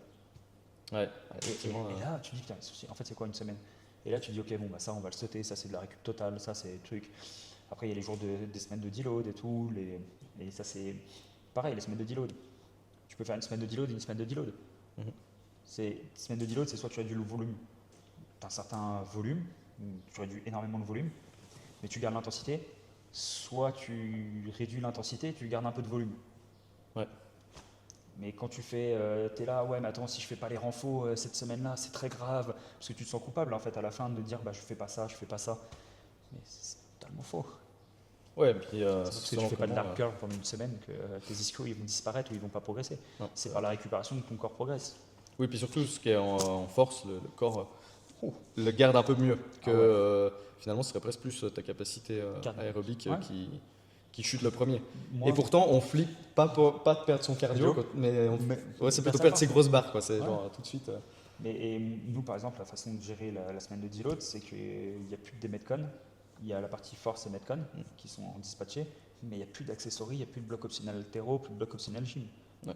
En Ouais, fait, c'est ça. Tu priorises. Ouais, c'est ça. Ou on les laisse les blocs optionnels, mais c'est clairement genre. Et moi, quelqu'un qui va partir sur une semaine de deload, dire bah je vais partir courir, faire que ça de la semaine, marcher, jouer avec mes enfants, aller faire un foot avec des potes. Profite. Ouais, ça, c'est une semaine de deload, quoi. Ça, c'est une semaine de deload parce que la deload, elle se passe ici aussi. Ouais, finalement, elle est presque plus importante là, surtout pour des gens qui sont Amateurs. qui sont pas pro. C'est-à-dire que du moment Payés que tu as un pour. autre, ouais, c'est ça. Du moment que tu as un autre job que t'entraîner, tu rentres pas dans cette catégorie-là. Ouais. Au-delà, tant que t'es pas payé, pour moi, ça va même plus loin que ça. Parce que le job, tu peux, surtout dans nos sports, crossfit et tout, tu peux pas avoir trois quarts ont un job à côté. C'est très très rare, surtout en France, de vivre que de ça. Mais tu ne peux pas, En tant qu'athlète, ouais. ouais, en tant qu'athlète, si tu n'as pas des sponsors, un peu de sponsors, et si tu n'es pas sur des grosses compétitions internationales, Mhm. vraiment dans le top et vraiment très très loin, il faut lâcher prise. Et le pire, c'est que pour en connaître qui sont à ce niveau-là, Mhm. c'est ceux qui sont les plus tranquilles. C'est ceux qu'au Ouais. moment où ils doivent faire la deload, ils font une vraie deload. Les moments où ils font des jours de repos, ils font des jours de repos. Les moments où ils reviennent d'une grosse compétition, ils se font une semaine de break total, sans truc, sans crossfit, sans entraînement, où ils passent 4-5 mois de temps en temps sans faire de metcon, où ils passent un mois après l'été sans metcon, sans crossfit total, où ils vont aller faire un drop dans une box pour s'amuser avec des adhérents locaux parce que ça les fait kiffer en fait. Ouais, parce que eux, ils sont alignés avec ce qu'ils font et ils cherchent pas à compenser quoi que ce soit en fait. En tout Ouais, cas, un peu moins en tous les cas, ouais. où c'est mieux géré. ouais. C'est mieux géré. Bah, c'est clair que c'est plus facile de. Si Et parce tu, que eux, même ils, si, savent, ouais. ils savent que s'ils font pas ça, désolé de te couper, mais ils savent que s'ils font pas ça, même si c'est dur pour eux, ils cherchent quand même à fuir. Ouais, ils vont Bah, dans payer tous les derrière. cas, derrière, ils vont le payer et ça va le payer sur le pro. Sauf que toi, quand ça ne le paye pas sur le pro, d'un point de vue financier direct, Ouais. bah voilà, Bah, tu prends pas les mêmes mesures, quoi. exactement. Ouais, ouais. Et je veux dire, en plus, eux, tu vois, probablement que les athlètes de très haut niveau compensent aussi avec un peu de surentraînement, de la surperformance. Je pense que clairement, ils sont pas. C'est pas le plus impossible. Ouais, c'est Regarde, ça, ils Matt sont pas Fraser, affranchis de ça. Matt Fraser qui a pété une case à la fin des games et qui a pété une case. Déjà tous les ans, il pétait une case, il a arrêté le crossfit pendant un mois. Ouais, Il ouais. savait pas s'il voulait reprendre une autre saison et qu'à la fin, il a pété une case totalement, ça le faisait vriller, il avait peur de tout. Donc il a Ok, préféré arrêter parce que ça le surchargeait mentalement. Ouais. C'est pas le physique qui a pété, c'est le mental. Ouais. Et on peut prendre Mallory O'Brien, pareil, c'est le mental qui a pété. Ouais. Et les Adams, c'est le mental Mais qui a parce qu'ils pété. étaient sur de la. Du très très haut niveau et tout était Oui, mais ils étaient calculé. sur de la surcompensation Ouais. aussi, enfin sur du surentraînement et ils compensaient, c'était aussi une fuite en avant pour eux. Ouais. Et ils avaient Sur plein tellement de peur de beaucoup de choses qu'ils fuyaient à fond. C'est vrai. Mais du coup, alors peut-être pour eux, je sais pas, c'est plus dur à identifier ou pas. C'est un pas pareil, c'est un surentraînement. autre monde et c'est. Mais ce que je veux dire, c'est que si tu es un athlète de haut niveau et que tu te surentraînes et que tu surcompenses, c'est une chose, mais c'est dans ton métier. Quand toi, tu as ton taf, que tu es déjà à la limite avec ton taf et que derrière, tu fais ton sport et que tu surcompenses encore derrière avec le sport, Ah ouais. ben, là, ça t'explose. Et c'est vrai que, tu vois, comme tu disais, on n'a pas de chill à prendre 2 jours de repos, à tout d'un coup pas suivre la prog à la lettre ou pas s'entraîner comme des athlètes. Ou enlever des Ouais, blocs. c'est ça. Ou juste Alors tu que dis, je suis fatigué, je c'est fais que plus ça. profitable comme ça. Mais ouais. Ce serait beaucoup plus profitable. Ton corps récupère mieux. Ouais. Donc, comme on a dit, l'entraînement, c'est qu'un stress. Le corps récupère sur du stress, il prend le stress, il emmagasine et après il le retransmet, donc soit en adaptation, soit en chute. Et bah, si tu décides pas de laisser ton corps récupérer pour l'adaptation, bah, ton corps il chute. Et si tu te dis pas, bah, aujourd'hui je suis un peu fatigué, je vais moins fort en charge, ou je vais un peu fort en charge et en intensité, mais je fais beaucoup moins de volume. Mhm. Voilà. Après, il y a des moments dans les programmations proches des compétitions où on cherche vraiment à être fatigué pour créer une suradaptation, parce qu'on sait qu'il y a un plus gros repos après. Il y aura la semaine justement d'affûtage, d'îlot d'affûtage, qui va permettre de faire avoir la performance et être au top. Mhm. Donc là, c'est un autre truc, c'est une surcharge faite exprès, mais elle est progressive, elle est calculée. C'est pas juste une surcharge qui est due à l'émotion. Ouais, c'est ça, c'est pas une surcharge émotionnelle, quoi. Ouais, c'est ça. C'est pas. Mais ouais, d'ailleurs, du coup, je dirais une chose pour les gens qui écoutent, c'est si vous voulez savoir si vous êtes en surentraînement ou pas, un point intéressant, je pense, tu me diras si tu es d'accord, pour identifier est-ce que je suis en surentraînement, c'est est-ce que si on vous demande de ne pas vous entraîner aujourd'hui ou de faire un jour off ou 2 jours off ou une semaine complète, est-ce que ça crée de la frustration? Ouais. Et à quel point est-ce que tu es OK si ça vous crée de la frustration de diminuer les blocs, comme tu disais, ou de prendre un jour off, là, je pense qu'il y a quelque chose à creuser et que vous êtes probablement en train de compenser quelque chose. Moi, je dirais même pas en surentraînement. Là, je dirais directement si vous êtes en entraînement émotionnel. Si vous êtes en entraînement émotionnel, vous ne serez pas capable de faire des jours off. Oui, c'est pour ça. Vous dites, si, vous allez vouloir prouver que vous êtes capable de le faire, mais vous allez le faire en mode, comment dire, forcé. Ça vous fera pas du bien. Je me force à le faire et je bouillonne pour repartir au sport. Moi, par exemple, en vacances, derrière, quand tu reprends, tu le reprends encore plus fort que ce que tu devrais. Mon ex avec qui je vivais avant, elle me disait mais que j'étais insupportable en vacances. De toute façon, moi, j'ai jamais aimé les vacances déjà. Mais pourquoi? Parce que je peux pas me retrouver seul face à moi-même. C'est-à-dire voilà, quand on n'aime pas les vacances, c'est plutôt qu'on a de la peine à lâcher prise. Des fois pour des bonnes raisons, mais pas que. Parce que c'est bien de pas lâcher prise, c'est bien d'aimer bosser, c'est bien un truc. Moi, mon boulot, et comme ce que je te disais tout à l'heure, mon boulot, je l'aimais plus à force, en quelque sorte, coacher. C'est pas que je l'aimais plus, mais c'est que je prenais plus de plaisir à coacher parce que j'étais mal de mon côté avec trop de problèmes. Et donc, il y avait toutes ces compensations qui faisaient que ça accentue encore plus. Et c'est pareil pour les vacances. En fait, tu peux pas profiter de tes vacances si tu as trop de problèmes à côté et que tu enlèves toutes tes compensations. C'est comme ce qu'on disait tout à l'heure. Moi, tu me dis pour la phase en ce moment, qu'est-ce que c'est? Plus de compensation en fait. J'enlève toutes les compensations.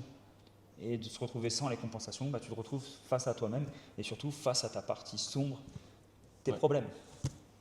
Tout se pèse sur les épaules. Est-ce que le piège, ce serait pas de se dire ok, je comprends que je surcompense par exemple par la performance, par le besoin de performance, je vais chiller par rapport à ça. En fait, derrière, tu te retrouves à surcompenser avec autre chose. Par exemple, la bouffe ou autre chose. Moi, ça a été le cas en quelque sorte, niveau boulot. J'ai voulu me remettre, après quand j'ai commencé à lâcher, j'ai voulu me remettre 3 fois dans le boulot. Malheureusement pour moi, quand je dis malheureusement, c'est entre guillemets, j'étais arrivé à un certain point en fait, où je ne pouvais plus aller dans ces compensations-là, parce que mon corps en fait, il ne pouvait plus. Et même mon système nerveux, il ne pouvait plus. Déjà d'une, parce que le chiro me l'avait droppé, l'avait stoppé. C'est-à-dire concrètement, qu'est-ce que tu ne pouvais plus faire? En fait, non, mais c'est quand je me mettais trop à bosser, je saturais, j'y arrivais plus. Ok, c'était quoi, une histoire de clarté mentale? Fatigue, même émotionnellement, c'était pas assez stable, assez relâché. Tu sais, quand tu commences à affronter, mais que tu cherches toujours des petites compensations à fuir. Ou par exemple, moi, c'était aussi lâché. Avant, j'étais trop strict sur la bouffe. Je faisais trop attention, pas en termes de forcément de qualité, parce que quand tu es trop strict, forcément, tu vas partir dans un autre biais après. C'est très strict, très strict. Et du coup, j'ai voulu relâcher. Donc, je m'étais dit, je prends des glaces chez moi et tout. Sauf qu'au début, je prenais une glace, ça allait. Et sauf que les moments où j'allais moins bien et je m'en rendais pas vraiment compte, je bouffais une petite glace devant la télé, deuxième glace, troisième glace, quatrième glace. Bon, c'est simple, moi je faisais 4-5 heures de sport par jour, je pèse 92 kg pour 1m76, donc oui, je peux bouffer beaucoup plus de glace que certaines personnes, sachant que j'ai une alimentation où je mangeais 2100, 2200 calories maximum. Ce qui est vraiment que dalle. Ce qui est vraiment que dalle. Pour un homme mâle de la stature que tu as, un homme blanc privilégié, normalement il mange plus. Pas si privilégié que ça, faut croire. Mais du coup, je suis déjà descendu même plus bas en calories parce que je voulais me restreindre pour perdre du poids et tout. Et parce que j'étais suivi par un diète qui m'avait fait ça aussi. Et du coup, là, j'étais monté dans l'excès, à plus vraiment faire attention, de passer du trop pas attention à je m'en fous, je suis en roue libre. Mais aussi peut-être parce que pendant cet instant T, je devais relâcher totalement la pression et j'ai eu de la chance, comme je disais, tellement de restrictions pendant tellement d'années et mon corps tellement fatigué, nerveusement et tout, que de toute façon, je pouvais bouffer, je prenais pas de poids. Et pourtant, c'est pas pour autant que je suis sec. Ça veut pas dire que c'est sain. Ça veut dire que c'est ça non plus. C'est la chance que j'avais sur le moment en quelque sorte.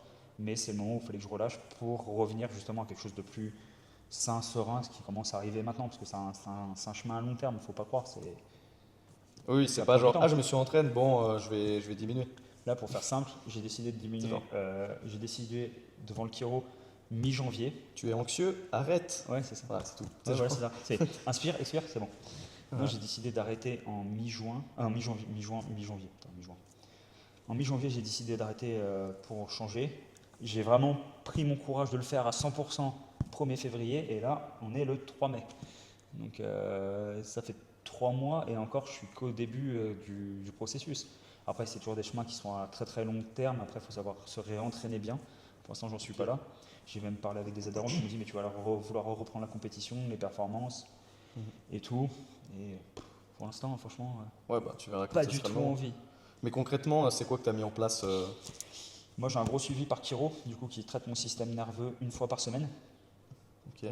Euh, Traiter le système nerveux, c'est quoi? C'est par de la thérapie manuelle? C'est par. Thérapie manuelle, il appuie sur certains points qui vont être travaillés sur les méridiens, des trucs comme ça, pour tout réaligner. Euh, pour faire simple, mon corps est arrivé à un tel niveau que mon côté droit de mon corps et mon côté gauche de mon corps n'étaient plus alignés. Donc il n'y avait plus C'est-à-dire aucune, Ça veut dire d'un quoi? point de vue nerveusement, il n'y avait plus de connexion qui se faisait. C'est-à-dire que s'il y avait une action qui se passait du côté droit, j'étais pas capable de la faire du côté gauche en quelque sorte. En termes de force De ou autre. reproduire un mouvement Ouais, ou de reproduire une intensité ou une force, Ok. Et ou reproduire une force pareille, où il n'y avait plus assez de coordination nerveuse des deux côtés. ça, c'est lié au nerveux. Ce serait c'est pas lié- juste t'es plus fort du bras droit que du bras Tout le gauche. blocage, toutes les compensations. En gros, c'est simple, je poussais très fort du bras droit, je poussais très fort de la jambe gauche. Donc je suis gaucher, hein. Donc Mhm. je suis plus fort de la jambe gauche, plus fort du bras droit, donc ok. Du bras gauche. Mais sauf que là, c'était l'inverse. Vu que mon corps, mon bassin était complètement désaligné sur mon côté gauche, Mhm. et mon bras droit, je ne pouvais pas pousser dans mon bras gauche, donc c'était mon bras droit. Ok, ouais. Ouais, c'est à force de compenser. Ouais, c'est ça. Donc du coup, je me suis désaligné. Donc de toute façon, on se désaligne toujours en diagonale. Le corps marche en diagonale. Mhm. Ouais, ouais. Du coup, il y a ce niveau-là. D'un point de vue nerveux, il n'y avait plus de connexion. Après, c'est pas moi, hein, c'est pas mon métier.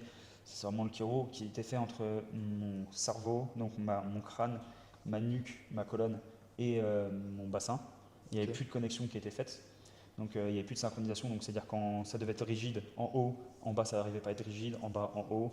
J'avais le diaphragme complètement verrouillé, comme je te dis. J'ai les hanches qui sont totalement verrouillées. Elles commencent à se déverrouiller. Ça fait des bons problèmes de dos, des trucs Ok, comme donc ça. tout qui était perturbé, quoi. Ouais, il y a tout qui a été perturbé. Je pourrais en citer tellement d'autres en plus. Ouais. Donc, au gros, le gros du travail là que tu fais, donc c'est pas via cette thérapie manuelle avec ton Ouais. coach, avec ton Ouais. coach, pardon, avec ton Chiro. chiro, pardon. Ouais. Mais en fait, ouais, il y a cette partie-là où on travaille vraiment sur le système nerveux, les parties structurelles. Et en gros, à chaque fois, il revalide une étape et on reprend à chaque fois pour aller toujours plus en plus loin dans le protocole. Donc moi, je n'ai pas le droit de faire d'intensité, parce que si je fais de l'intensité, ça peut revenir en système survie. Ouais. L'objectif, c'est que de sortir de mon système nerveux qui sont en survie, hein, d'enlever le couteau des dents, de le poser et de pouvoir être Mhm. pas loin au cas où, mais Et le donc, poser quand même. donc au niveau des entraînements, ça se traduit comment maintenant pour toi? Je m'entraîne un peu à la sensation et à l'envie. Je parle en termes de mouvement, de ce que j'ai envie de faire. Donc il y a les séances que je programme toujours pour les classes, des trucs comme ça, ou pour la compétition. Je fais ça, j'ai fait pendant des mois beaucoup de moins de Metcon. Ouais. J'en faisais 1 ou 2 par semaine. Quand je les faisais, c'était skill.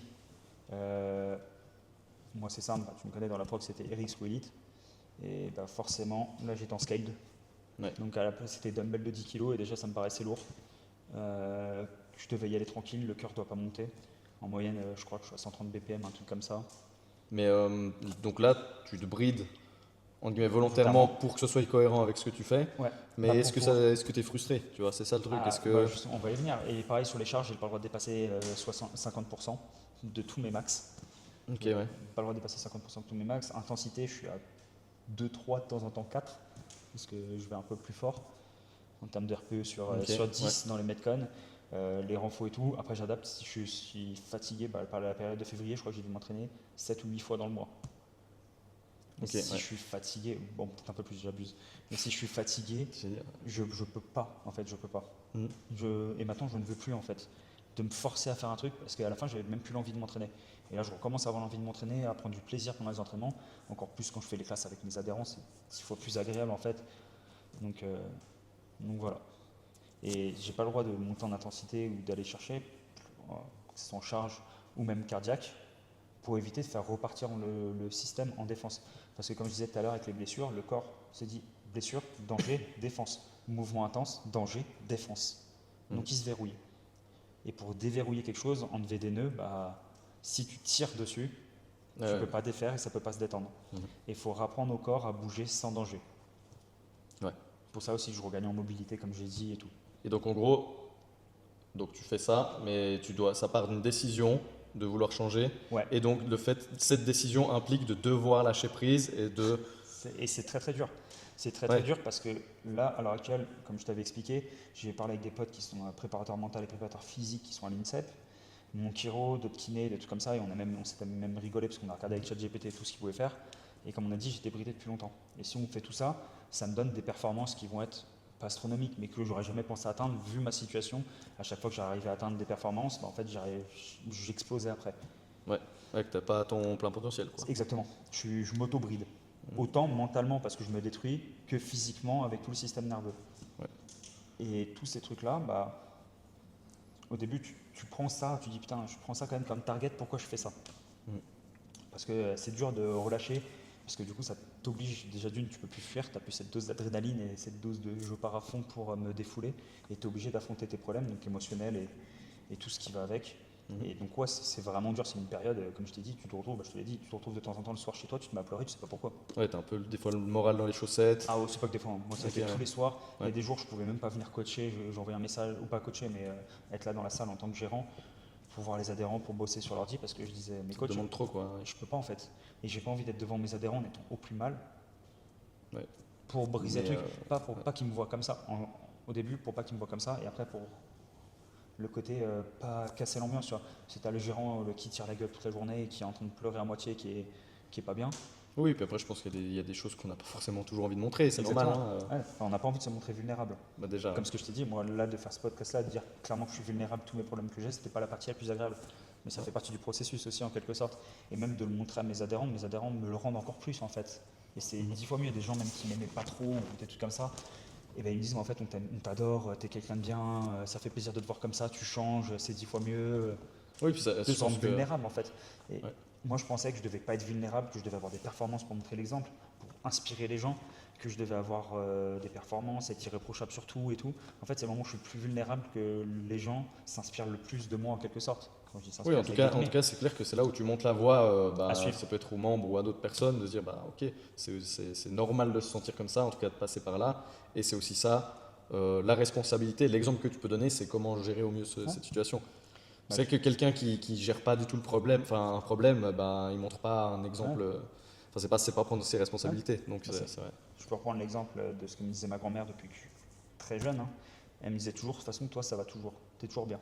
Mais pas dans le style, dans ma tête, c'était je dois toujours aller bien. Et ce que je te disais, donc la fuite en avant, toujours aller Ouais, bien, ouais. montrer comme si de rien n'était. En fait, c'était l'inverse. Elle était en train de me dire, écoute, ça se voit que tu vas pas bien, mais tu veux pas le dire. Ouais, ouais, il le disait dans ce sens-là. Ouais, Ouais, ouais. et dans ta tête, toi, tu l'interprètes d'une autre manière. Tu Et l'interprètes comme tu veux sur le moment, quoi, parce ouais, que c'est t'es pas ça. prêt à voir la C'est chose. ça. Et elle devait me dire ça, je devais avoir 14-15 ans, même pas 13 ans, peut-être. Je m'en suis rendu compte là à 33 ans bientôt. Ouais. Donc, un delta Ouais, ouais. pour pouvoir s'améliorer, mais c'est pas grave, c'est comme ça. C'est que le chemin de vie devait faire que c'était à l'instant T que ça se passe et que maintenant ça change. Ouais. Bah, déjà, bravo pour ça. Merci. Et niveau frustration de l'entraînement, donc là, tu n'es plus trop dans la frustration de j'étais- pousser. ouais, T'es si je comprends bien, tu es plutôt dans la frustration de ne pas peut-être être dans ce que tu pourrais faire. Enfin, Alors, à la hauteur de ton plein ouais, potentiel. alors avant j'étais frustré de ne pas être capable de performer, Mhm. mais parce que je fuyais, je faisais n'importe quoi. Après j'étais frustré de ne plus avoir le droit de fuir en quelque sorte parce que tu as plus la côté à haute intensité et du coup c'est là où je me suis dit, je me suis raccroché au potentiel que je pourrais avoir. Mhm. Et maintenant, en fait, tout ça, je m'en fiche. J'aurai ce que j'aurai, je lâche prise. Tu vois, on parlait du lâcher prise. Ouais, ouais. En fait, je suis au moment où je lâche prise. Je me dis que si je ne dois pas récupérer de performance et performer à haut niveau et tout, c'est que je ne dois pas l'être en fait. C'est peut-être pas ma voie. Et que moi, ma voie, c'est juste d'être bien, d'être heureux. Et que voilà. Et en fait, je pense que pour performer, il va falloir que je sois bien heureux. C'est ça le truc. Ouais. C'est un peu bizarre. Mais c'est le fait de lâcher prise et plus penser à performer que je pourrais performer. Ouais, je vois ce que tu veux dire. On va faire une petite pause, je vois que le micro il est en train De lâcher. de lâcher, ouais. Et bon, on va couper et puis après on revient pour la suite. Ouais. On a fait notre petite pause, on est de retour. On s'est dit qu'on avait parlé de beaucoup de choses et puis que voilà, On va structurer un on peu. va essayer de structurer un petit peu. Nous, en tant que coach, on a tendance à voir peut-être un adhérent qui serait en surentraînement ou en surcharge nerveuse. Voilà, on le voit dans leur comportement, dans le fait qu'ils se mettent des cartouches tous les jours, même quand on leur dit d'aller un peu plus tranquille, d'être, comme on en a parlé avant, de peut-être trop axé sur il faut charger la barre absolument, etc. Donc le voir, c'est une chose, nous, de l'extérieur, mais pour que la personne s'en rende compte, finalement, on peut dire ce qu'on veut, elle va peut-être pas s'en rendre compte, ou elle va peut-être pas être prête à l'entendre. Ce qui est finalement toujours le cas en général, c'est plutôt l'entourage proche qui le voit, peut-être avant, Le meilleur même. exemple, C'est ça. j'engueulais Nils avant, Oui, mais je voyais pas le truc pour moi. sur le surentraînement ou sur une surcharge nerveuse, comment est-ce qu'il pourrait identifier, quelles seraient une, deux choses qui lui permettraient d'identifier qu'il est en surcharge nerveuse, quoi. Ouais. Bah déjà, surcharge nerveuse, le premier truc qui me vient à l'esprit, c'est simple, hein. Comme j'ai dit, système défensif, donc la personne, pour rien, va réagir. Ce sera souvent disproportionné, parce que forcément, ça prend des mesures disproportionnées quand t'es pas bien. Même émotionnel, hein, tu pourrais dire quelque chose, quelqu'un va avoir les larmes aux yeux directement, parce que ça va toucher sa susceptibilité. Ça dépend des personnes. Moi, c'était renvoyé tac au tac. Il y a des gens, je peux prendre des adhérents, ils ont les larmes aux yeux directement. Beaucoup de choses comme ça. Pu dormir, tout le temps tendu et tout, tu les sens crispés, voilà, tu les sens pas relâchés et apaisés. De toute façon, c'est assez simple. Le manque de sommeil aussi, parce que quand on dort pas, c'est un énorme travail du système nerveux déjà de base. Manquer de sommeil, ça augmente le système nerveux. Donc, et si on a un système nerveux trop actif, on ne dort pas, parce qu'on est en hypervigilance surtout.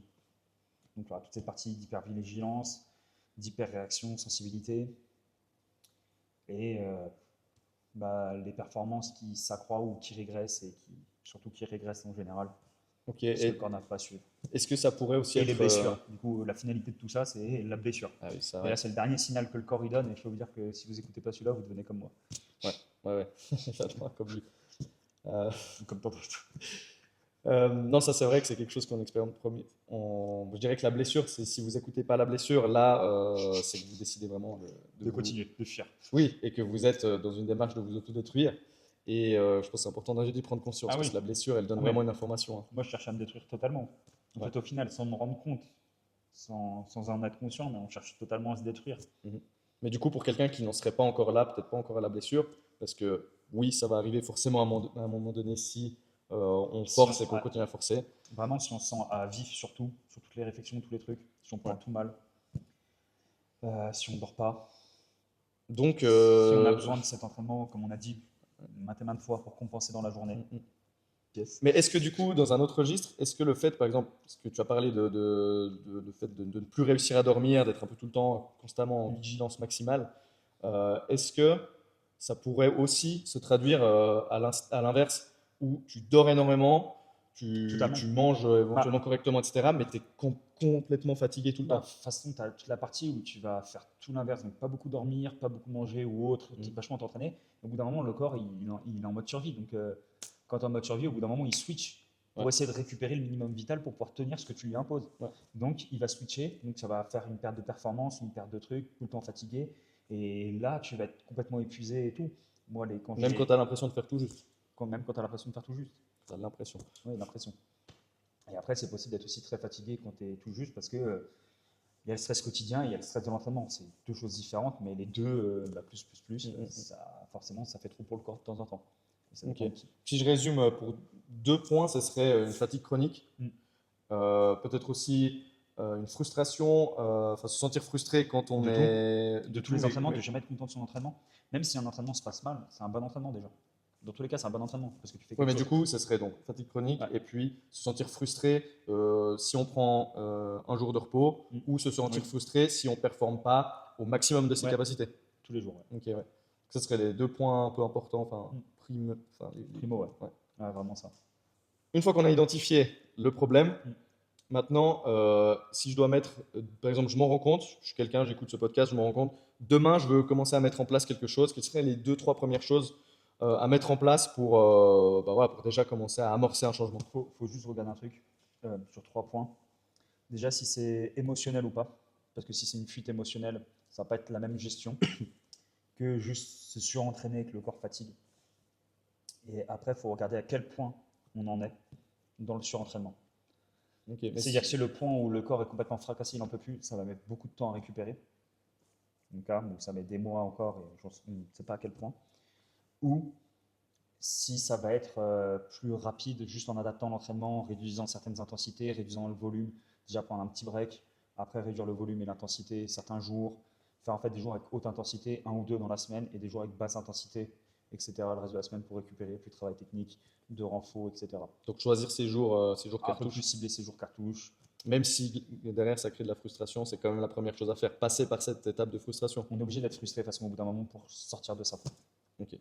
On peut pas, ça sera pas que du plaisir. Ça sera pas que du plaisir, malheureusement.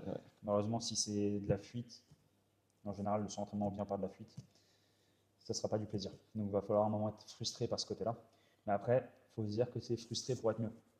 Certaines personnes, ça prend 6 mois. Pendant 6 mois, ils ralentissent juste, ils gardent 2 cartouches dans la semaine ou une cartouche dans la semaine, de la haute intensité en force et tout, certains jours, travail technique et tout à côté. Ça n'empêche pas de Et continuer à s'entraîner ça n'empêche tous pas de les jours. continuer à s'entraîner. Par contre, je prends mon cas où moi, à la fin, en fait, quand j'ai dû arrêter, j'étais épuisé, vidé, j'ai toute la fatigue qui revenait, je passais des jours à dormir. Je dormais 10-15 heures par jour. Certains jours, je devais faire des siestes de 2-3 heures l'après-midi juste pour tenir debout. Ouais. Donc, impossible de s'entraîner. Et de toute façon, mon corps me faisait trop mal et mon mental ne voulait pas. Donc, avant d'en arriver là, déjà, on peut continuer à s'entraîner, on peut réduire, mieux adapter. En général, les progs, ils donnent des indications. Et après, c'est à nous de suivre les indications aussi qui sont marquées dans les programmations. Voilà, même les coachs pendant les séances de classe. Ok, et pour toi, genre une programmation qui serait une prog généralisée, par exemple CrossFit, enfin pour les athlètes, une prog indiv mais généralisée, Ouais. donc qui n'est pas un suivi perso, est-ce que c'est quand même cohérent de suivre les indications qui sont données ou est-ce que ça serait peut-être pas mieux de prendre du recul justement par rapport à ça? Tu as les indications qui sont données. Pour gérer, par exemple, aujourd'hui, le Metcon, c'est un RPE 4-6, tranquille, travail technique avec beaucoup de breaks et tout. Mais tu es en forme, écoute, tu peux y aller un peu plus tête dedans. Par contre, les autres jours où il y a peut-être écrit RPE 9 ou 7-8, bah, t'es pas en forme, bah, peut-être que je vais prendre moins lourd, peut-être que je vais plus breaker que d'habitude. Je vais travailler ma propreté technique tranquille en respirant, peut-être à la charge, parce que la charge n'est pas si lourde que ça, ou les mouvements ne sont pas si complexes. Mais peut-être que normalement, mes pull-ups, je vais en faire 20 broken, et je vais peut-être faire 12-8. 12, je relâche, je respire tranquille. Ouais. 8, je marche tranquille vers, par exemple, ma dumbbell. Plutôt que d'aller vite sur la dumbbell, la mettre à côté, la mettre à 3-4 mètres. Ouais. Comme ça prend un petit temps de récup. Sur les dumbbells, d'y aller plus lentement, vraiment chercher à la propreté technique, se focus sur ça. Après, tu as la prog et tu as ce que tu en fais. Chacun a son stimulus différent sur le Metcon, mais par contre, c'est juste pas se mettre des cartouches tous les jours et gérer son intensité. Ça, je trouve que c'est quelque chose aussi qui manque dans les progs, même généralisés, CrossFit surtout beaucoup, ces genres d'indications et peut-être au-delà de ça, en fait, qu'il y ait un peu comme je sais pas, une introduction ou autre sur comment naviguer une prog généralisée, parce que ça, c'est vrai que souvent tu prends une prog et puis tu as, tous tes blocs, tu as tous les trucs tous les jours, mais en fait, on t'explique pas, ok, ben, choisis aussi tes blocs, choisis selon la forme, choisis selon ton objectif, C'est ça. selon la période de l'année que c'est Et par ce rapport à dont tu as tes besoin. échéances.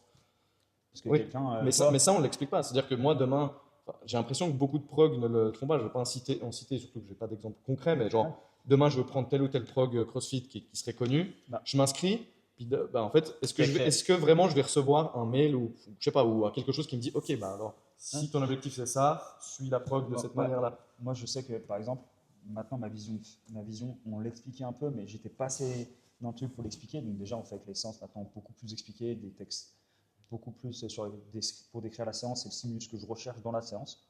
Après, les gens, ils peuvent adapter, comme on a dit, comme ils veulent. Ça, je l'ai beaucoup plus décrit parce qu'en fait, on le décrit avec l'intensité, l'explication de l'intensité, mais tu n'as pas la vraie explication où tu prends vraiment beaucoup de temps pour expliquer les breaks, comment gérer sa stratégie et tout comme ça. Et ce qui permet de travailler la stratégie ou de travailler juste l'intensité pure et y aller. Il y a cette partie-là. Et ce que je redéveloppe à côté là, en ce moment, donc j'avais mon petit books pour expliquer, là, pour le guide pour athlètes. Et je suis en train de le refaire totalement pour réexpliquer tout ça en reprenant tout ce que j'ai changé par rapport à ce que je vis maintenant aussi.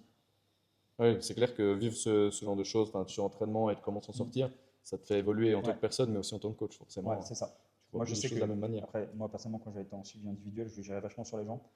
Après, beaucoup plus compliqué de se faire soi-même, donc de se gérer soi-même, il faut ces choses-là. Mais si on arrive à reprendre les bases, bien gérer son truc, savoir où on va ou pas, déjà d'une, on se développe en tant qu'athlète, on se développe en tant que coach, et ça permet d'améliorer les choses au fur et à mesure. Ouais, ouais, je dirais que c'est aussi ça l'importance de s'entourer de gens qui, comment dire ça, qui cherchent pas qu'à vous pousser constamment dans la performance en fait. C'est vrai que souvent on peut se dire ah ouais je vais me diriger vers tel ou tel coach parce que lui a des résultats ou autre, mais ce qui est important de voir c'est ok quelle va être son approche, est-ce qu'il va constamment être dans la performance et ne voir que ça? Peut-être après je parle d'un suivi ou d'un coaching, mais aussi avec vos amis. Est-ce que vous êtes que dans la performance et à vous identifier que à ça ou pas? Je trouve que ça c'est un point à faire attention. C'est très très dur quand tu t'entraînes avec quelqu'un, surtout un autre compétiteur.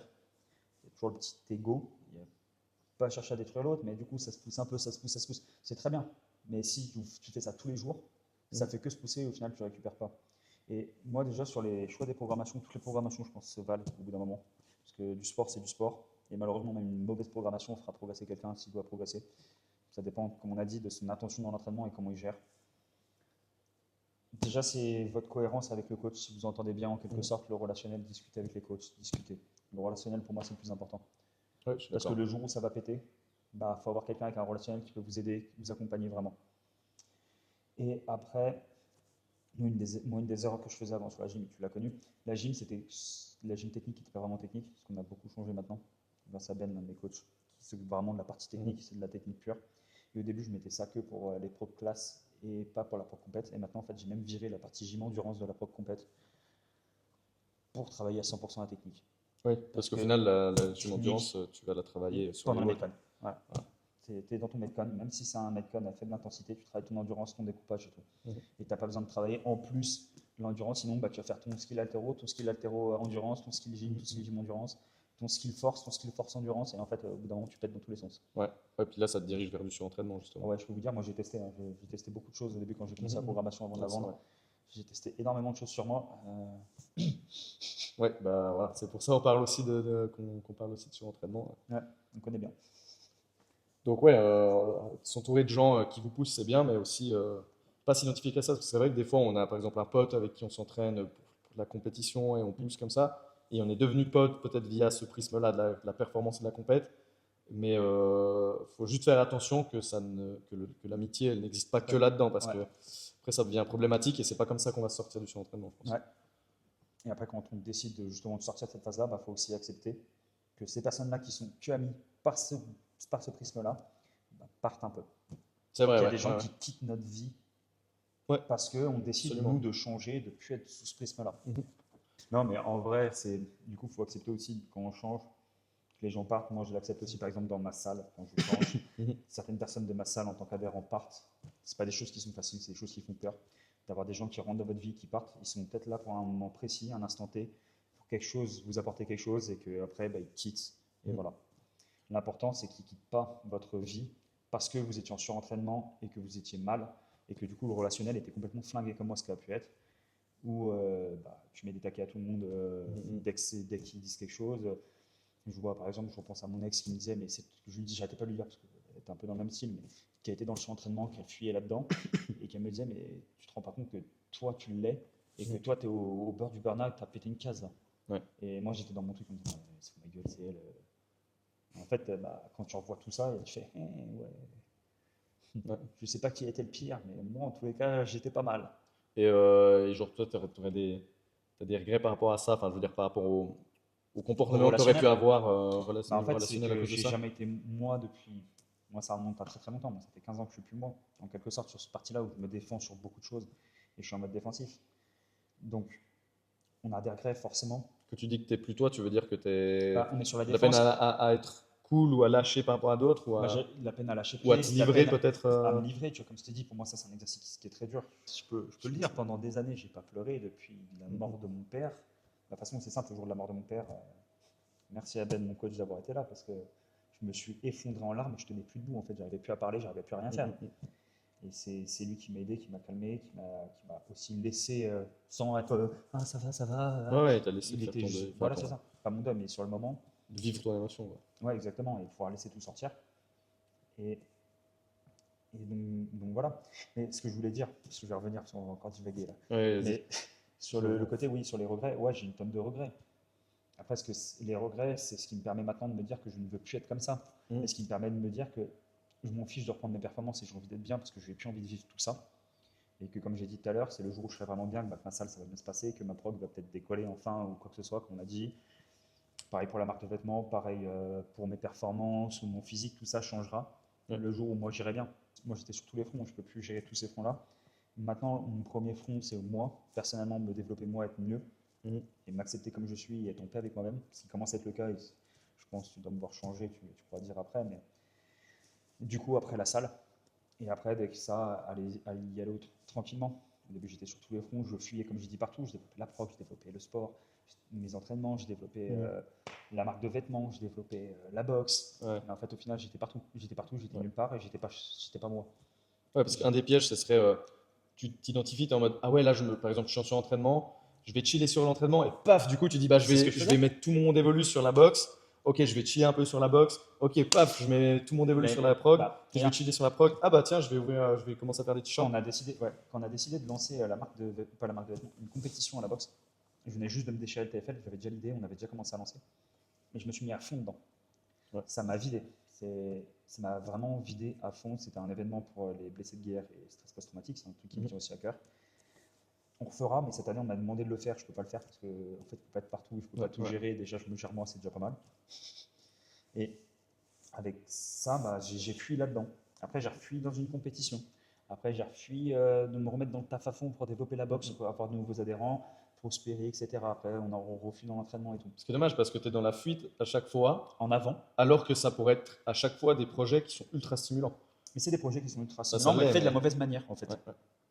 Pas avec la bonne intention. Tu penses que c'est la bonne intention, mais c'est pas la bonne intention. Ouais. Et du coup, maintenant, comme on disait, les regrets, c'est le relationnel avec les gens, en fait. J'ai eu des relationnels, il y a des gens, je les ai fait souffrir sans faire exprès. J'ai pas été ce que j'étais, c'est dur, mais ça permet aussi de se dire, ok, j'étais comme ça, à cause de ça, ce que je ne veux plus devenir. C'est pour ça que le jour où je vais pouvoir reprendre l'entraînement, si mon chiro m'accepte, il sait que je le tarde de temps en temps, de dire, putain, j'ai vraiment envie de me mettre une cartouche aujourd'hui. Bien sûr, il me dit, non, non. Et le jour où je vais reprendre, je serai suivi par l'un de mes coachs pour éviter de faire de la merde. Et justement, j'essaierai de reprendre tranquillement pour pas repartir là-dedans. C'est un point intéressant que je relève là. À l'heure actuelle, c'est ma pire des peurs, redevenir comme j'étais avant. Ouais. Mais c'est pour ça que là, Vraiment. je te coupe parce qu'il y a un truc qui est intéressant dans ce que tu viens de dire, c'est que tu vois, tu te demandes, enfin, tu t'entoures en fait de gens pour gérer ta frustration. Parce que des fois, bah, on peut s'en rendre compte, on en a parlé avant, bah, tu sais que tu vas passer par des phases de frustration dans le changement, mais des fois, bah, on est capable de supporter jusqu'à un certain niveau de frustration. Ouais. Et s'entourer de gens qui sont capables de nous cadrer, même si on se croit trop fort et tout, je pense qu'on ne réalise pas l'importance de ça. D'avoir un coach qui nous cadre, d'avoir un coach, ça peut être un coach, ça peut être un chiro, ça peut être un pote qui est là et qui nous aide, ok, qui nous remette à notre place. En mode, non, toi, tu avais décidé d'aller mieux, donc pourquoi tu veux te mettre une cartouche là, tu vois, par exemple. Ouais, c'est ça. Et tu Donc, sais, c'est important. c'est très important. Moi, je prends l'exemple, par exemple, d'un de mes coachs, un jour où je venais pour faire l'administratif et tout, j'étais en bas à l'accueil, et il voyait sur ma tête que j'étais pas bien. Il m'a mis la main sur l'épaule, il m'a dit, écoute, je peux gérer la boxe, va chez toi, va marcher, va te balader, et ça te fera du bien. Et tu vois, juste ça t'enlève en fait un poids sur les épaules que tu te mets tout seul. Et bon, pour le coup, j'ai de la chance, j'ai une équipe qui est en or. Merci les gars. J'ai des amis qui sont en or parce qu'ils sont là pour moi. Il y en a certains qui se sont pris plein la gueule et je suis désolé. Au moment où j'étais moins pas bien, qui me disaient de me calmer, de faire ci, que ça va aller, que ça irait mieux, genre, et que j'étais au plus mal parce que quand tu te prends toute la merde dans la gueule, que tu as accumulé tant d'années, toutes les émotions ressortent, tous les trucs, tout ce que tu as voulu cacher ressort et pas voir ressort, bah c'est dur et que les gens disent c'est qu'une période, c'est qu'une passade et toi ça fait 2 semaines que tu es en train de t'es au plus mal, t'as envie de rien, t'es pas dépressif mais limite, et bah tu leur dis non mais arrête de te foutre de ma gueule en fait là tu me casses les couilles avec ça, je suis juste mal parce que c'est l'instant T. Et il faut croire que je vois pas encore, je vois la lumière là qui commence à arriver au bout du tunnel. Pas la fin, hein, la lumière, je sors de la merde. Je veux bien préciser là, tu dis putain en fait il est en train de dire qu'il va se foutre en bas. Non, et c'est dur parce que dans ces moments-là c'est dur. Et de temps en temps il faut savoir toucher le fond pour ressortir. Et Oui. Et c'est là que ça devient important d'être bien entouré, d'être encadré. Ouais. Euh, C'est soit l'aide, franchement, bon, moi les psys c'est pas mon truc, je suis très croyant, moi c'est plus l'aide d'amis et tout, l'aide d'un prêtre aussi, que je connais bien, des choses comme ça, mais il ne faut pas hésiter à parler, de temps en temps parler à quelqu'un qui vous connaît ou qui ne vous connaît pas, mais en dehors du cercle émotionnel, du peur du jugement, et en fait à la fin, moi comme j'ai dit, sur ma période actuelle, je suis 10 fois plus transparent avec mes adhérents, comme ce que je suis pas bien, les blocages que j'avais, les problèmes, et ils me le rendent, alors là, je les remercie parce qu'ils me le rendent fois 1000. Bah oui. Et même des gens qui me disaient, ouais, mais je t'aimais pas et tout, mais maintenant je comprends plus, je t'adore, en fait, t'es un mec vraiment bien et tout. Là, tu fais, putain, mais merde. Ou des gens qui me disent, j'ai toujours voulu inspirer, tu vois, en étant performant et tout. Le moment où je baisse les bras, ou pas baisse les bras, genre j'abandonne, mais je baisse les bras pour défaire mes défenses et lâcher. Ouais, tu baisses ta garde. Ouais, je baisse ma garde et j'ai des adhérents où je me mets vraiment vulnérable. À la base, il n'y avait qu'une personne qui m'a mise vulnérable, enfin bref, si elle écoute ça, elle reconnaîtra. Et là, je me mets, moi, volontairement vulnérable parce que je ne l'ai jamais supporté. Être vulnérable devant les gens. En pensant qu'on est vulnérable, en se montrant nous-mêmes, on pense qu'on est faible. Et c'est là où, en fait, on est le plus fort. et on est capable de plus encaisser. Dans tous les cas, c'est ce que je ressens à l'heure actuelle. En tout cas, je dirais en se montrant vulnérable, parce que ça fait partie de tout un chacun, je pense. On a tous une part de vulnérabilité. En fait, on devient inspirant, pas à partir du moment où en fait, on devient inspirant à partir du moment où on incarne Ce que l'on est. voilà, ce que l'on veut être, ce que l'on est, un peu cette espèce de. Et moi, c'est là où je montre le plus l'exemple. Ouais. J'avais parlé à une adhérent de mon ancien coaching perso, là, qui est adhérent ici, qui avait fait le Mont Blanc et tout. Il s'est revu il n'y a pas longtemps. Il a vécu une partie difficile de sa vie et je lui ai parlé de ça. Il m'a dit putain, mais je croyais que tout allait bien pour toi, tout était bien et tout. Mais en fait, je vois que ça et tout, bah, ça me remotive, ça m'a fait énormément de bien et tout. Mhm. Et j'ai une autre adhérente qui m'a dit bah putain, David, tu sais que tu as un caractère de merde et tout, mais ça fait du bien de te voir comme ça et tout, lâcher le truc. Donc, il ne faut pas avoir peur en fait de lâcher, de se dire bah merde, en fait, ça fait trop longtemps que je fonce là-dedans, trop longtemps que je fuis tout, trop longtemps que je suis plus moi, que j'assume plus qui je suis, ou sans forcément plus l'assumer, parce qu'à la fin on n'est plus la personne et qu'on doit se retrouver. Et c'est là en fait où on est déjà d'une. Où tu incarnes un personnage Ouais, c'est ça. construit protéger. sur des défenses, sur des trucs. Ouais. Donc c'est important de faire ça, mais c'est dur, mais c'est important. Ouais. Ouais, et puis c'est fou comme des fois on s'identifie tellement à cette personne qu'on se rend pas là, un peu cette image qu'on s'est construite, cette armure là qu'on s'est construite que Parce des qu'elle fois nous protège, on pense que sans Ouais. elle. Parce que mais j'ai des, dit à mais un des ami fois on se rend même plus compte qu'en qu'on fait l'a créé. ouais, que c'est une armure et que c'est pas nous. et que c'est pas nous, voilà, qu'il y a encore quelqu'un, une autre couche de l'oignon à l'intérieur. Bah, moi, j'ai un adhérent une fois qui m'a dit de toute façon, toi, David, toi, t'es David le militaire blindé qui ressent rien, qui revoit rien, et voilà, Ouais. Bon après, ça c'est des formations pro. Mais non, mais non, mais j'allais dire c'est c'est l'armure comme ça que que je les me suis gens. créée. Oui, Ouais. alors il y a ce que tu crées, mais après il y a comment les gens le perçoivent. Ouais. Ce qui peut être, ce qui est encore Autre chose. autre chose. Tu vois, Oui, là c'est mais un c'est- discours qui mais n'est c'est plus ce que entre je toi m'étais- avec toi. Ouais, mais ce que je m'étais créé en quelque sorte et ce que je montrais aux autres. Alors que c'était pas du tout ça. Ouais. Et comme j'ai dit à un ami, il m'a dit ouais, mais moi je suis pas prêt justement de baisser le bouclier, enlever l'armure et d'assumer. Et je lui ai dit, il me dit j'ai besoin d'être fort comme ça. Je lui ai dit mais en fait t'as pas compris. Là t'es pas fort. C'est tout l'inverse. Et quand on est dedans, on a l'impression d'être fort. Et en fait, quand on l'enlève, on a l'impression d'être extrêmement faible, de tout perdre, tous ses repères, tout. Mais quand on commence à justement avancer, comme ce que je disais, d'avoir l'impression que les planètes recommencent à s'aligner pour pouvoir avancer et d'être vraiment bien, et ben c'est là en fait on se rend compte qu'on est encore plus fort. Et ça quand libère on- beaucoup de choses, quoi. Ah ouais, ça libère, mais moi, ça libère un poids sur les épaules, mais impressionnant. Bon, après, je dirais, tu vois, par rapport à ton ami là, qui dit que lui, il a besoin d'être fort et tout, je dirais, ces carapaces qu'on se construit, elles permettent quand même d'avancer, elles sont utiles à un moment donné. Voilà. Et c'est le moment où ça doit lâcher, il faut que ça lâche. Il ne faut pas chercher à résister et à fuir. Moi, je l'avais senti il y a des années, des moments que je devais faire des pauses, des trucs comme ça. Je faisais souvent des off-season méga longues où j'arrêtais totalement le crossfit parce que ça me dégoûtait. Mhm. Et bah, en fait, c'était à ces moments-là où je devais dire, bah, juste vieux, ok, t'arrêtes, plus d'intensité, travail technique tranquille, tu profites de la vie et tout. Mais non, j'étais pas capable de le faire. Ouais. Non, mais ces trucs de. Tu sais, je m'en suis aussi rendu compte, moi, il n'y a pas longtemps, que j'avais aussi je m'étais aussi construit un peu un personnage, tu vois, sur certains points. Et ce truc de il faut être fort aussi. Ça, c'est très masculin, je pense. Hein, mais en tout cas, moi, j'étais vraiment sur ce côté il faut être fort pour moi, pour les autres, pour mon entourage, pour ma famille proche.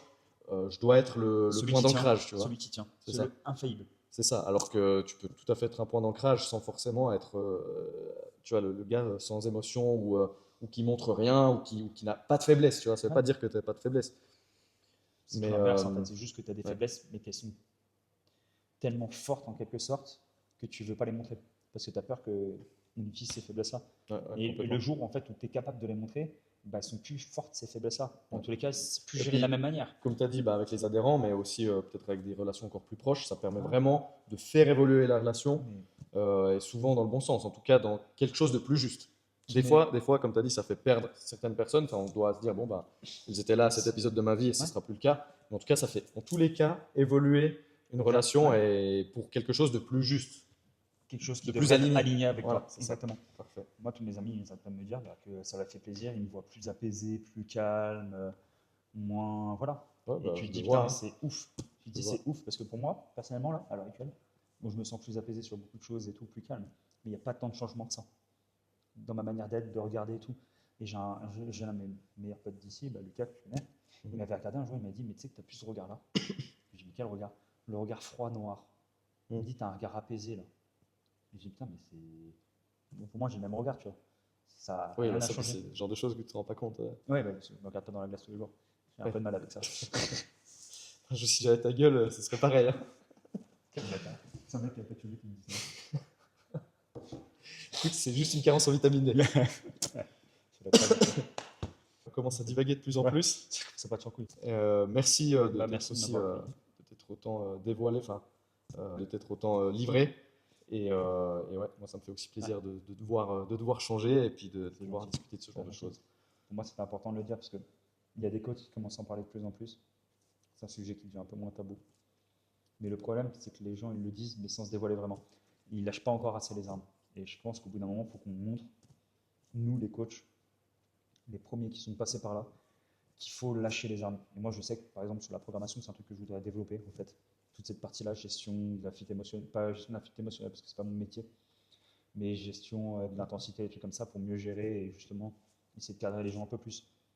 Ouais, ouais, leur donner des clés finalement, au moins autour de l'entraînement, parce que ça nous C'est concerne ça, directement. moi c'est ma partie, c'est C'est l'entraînement. que, Après, il y a toute la partie prépa mentale, toute la partie psychologique, comme qu'on a dit, soit avec un psy, ça c'est pour les cheveux bleus, ou je fais sentir. je vais me faire insulter. Là, c'est le moment où il va falloir couper là. Ou d'avoir quelqu'un, mais en fait, quelqu'un avec qui parler, que ce soit des amis ou autres, ou même des thérapeutes ou autres, voilà. Il ne faut pas hésiter au bout d'un moment à lâcher les armes et à affronter ses démons. C'est le pire à faire, mais c'est le mieux à faire. Ouais, ça prend du temps, mais ça en vaut la peine. Ah bah franchement, ouais, moi je le dis clairement, avant j'aurais dit non, c'est bon, c'est pour les faibles. Oui, c'est ça.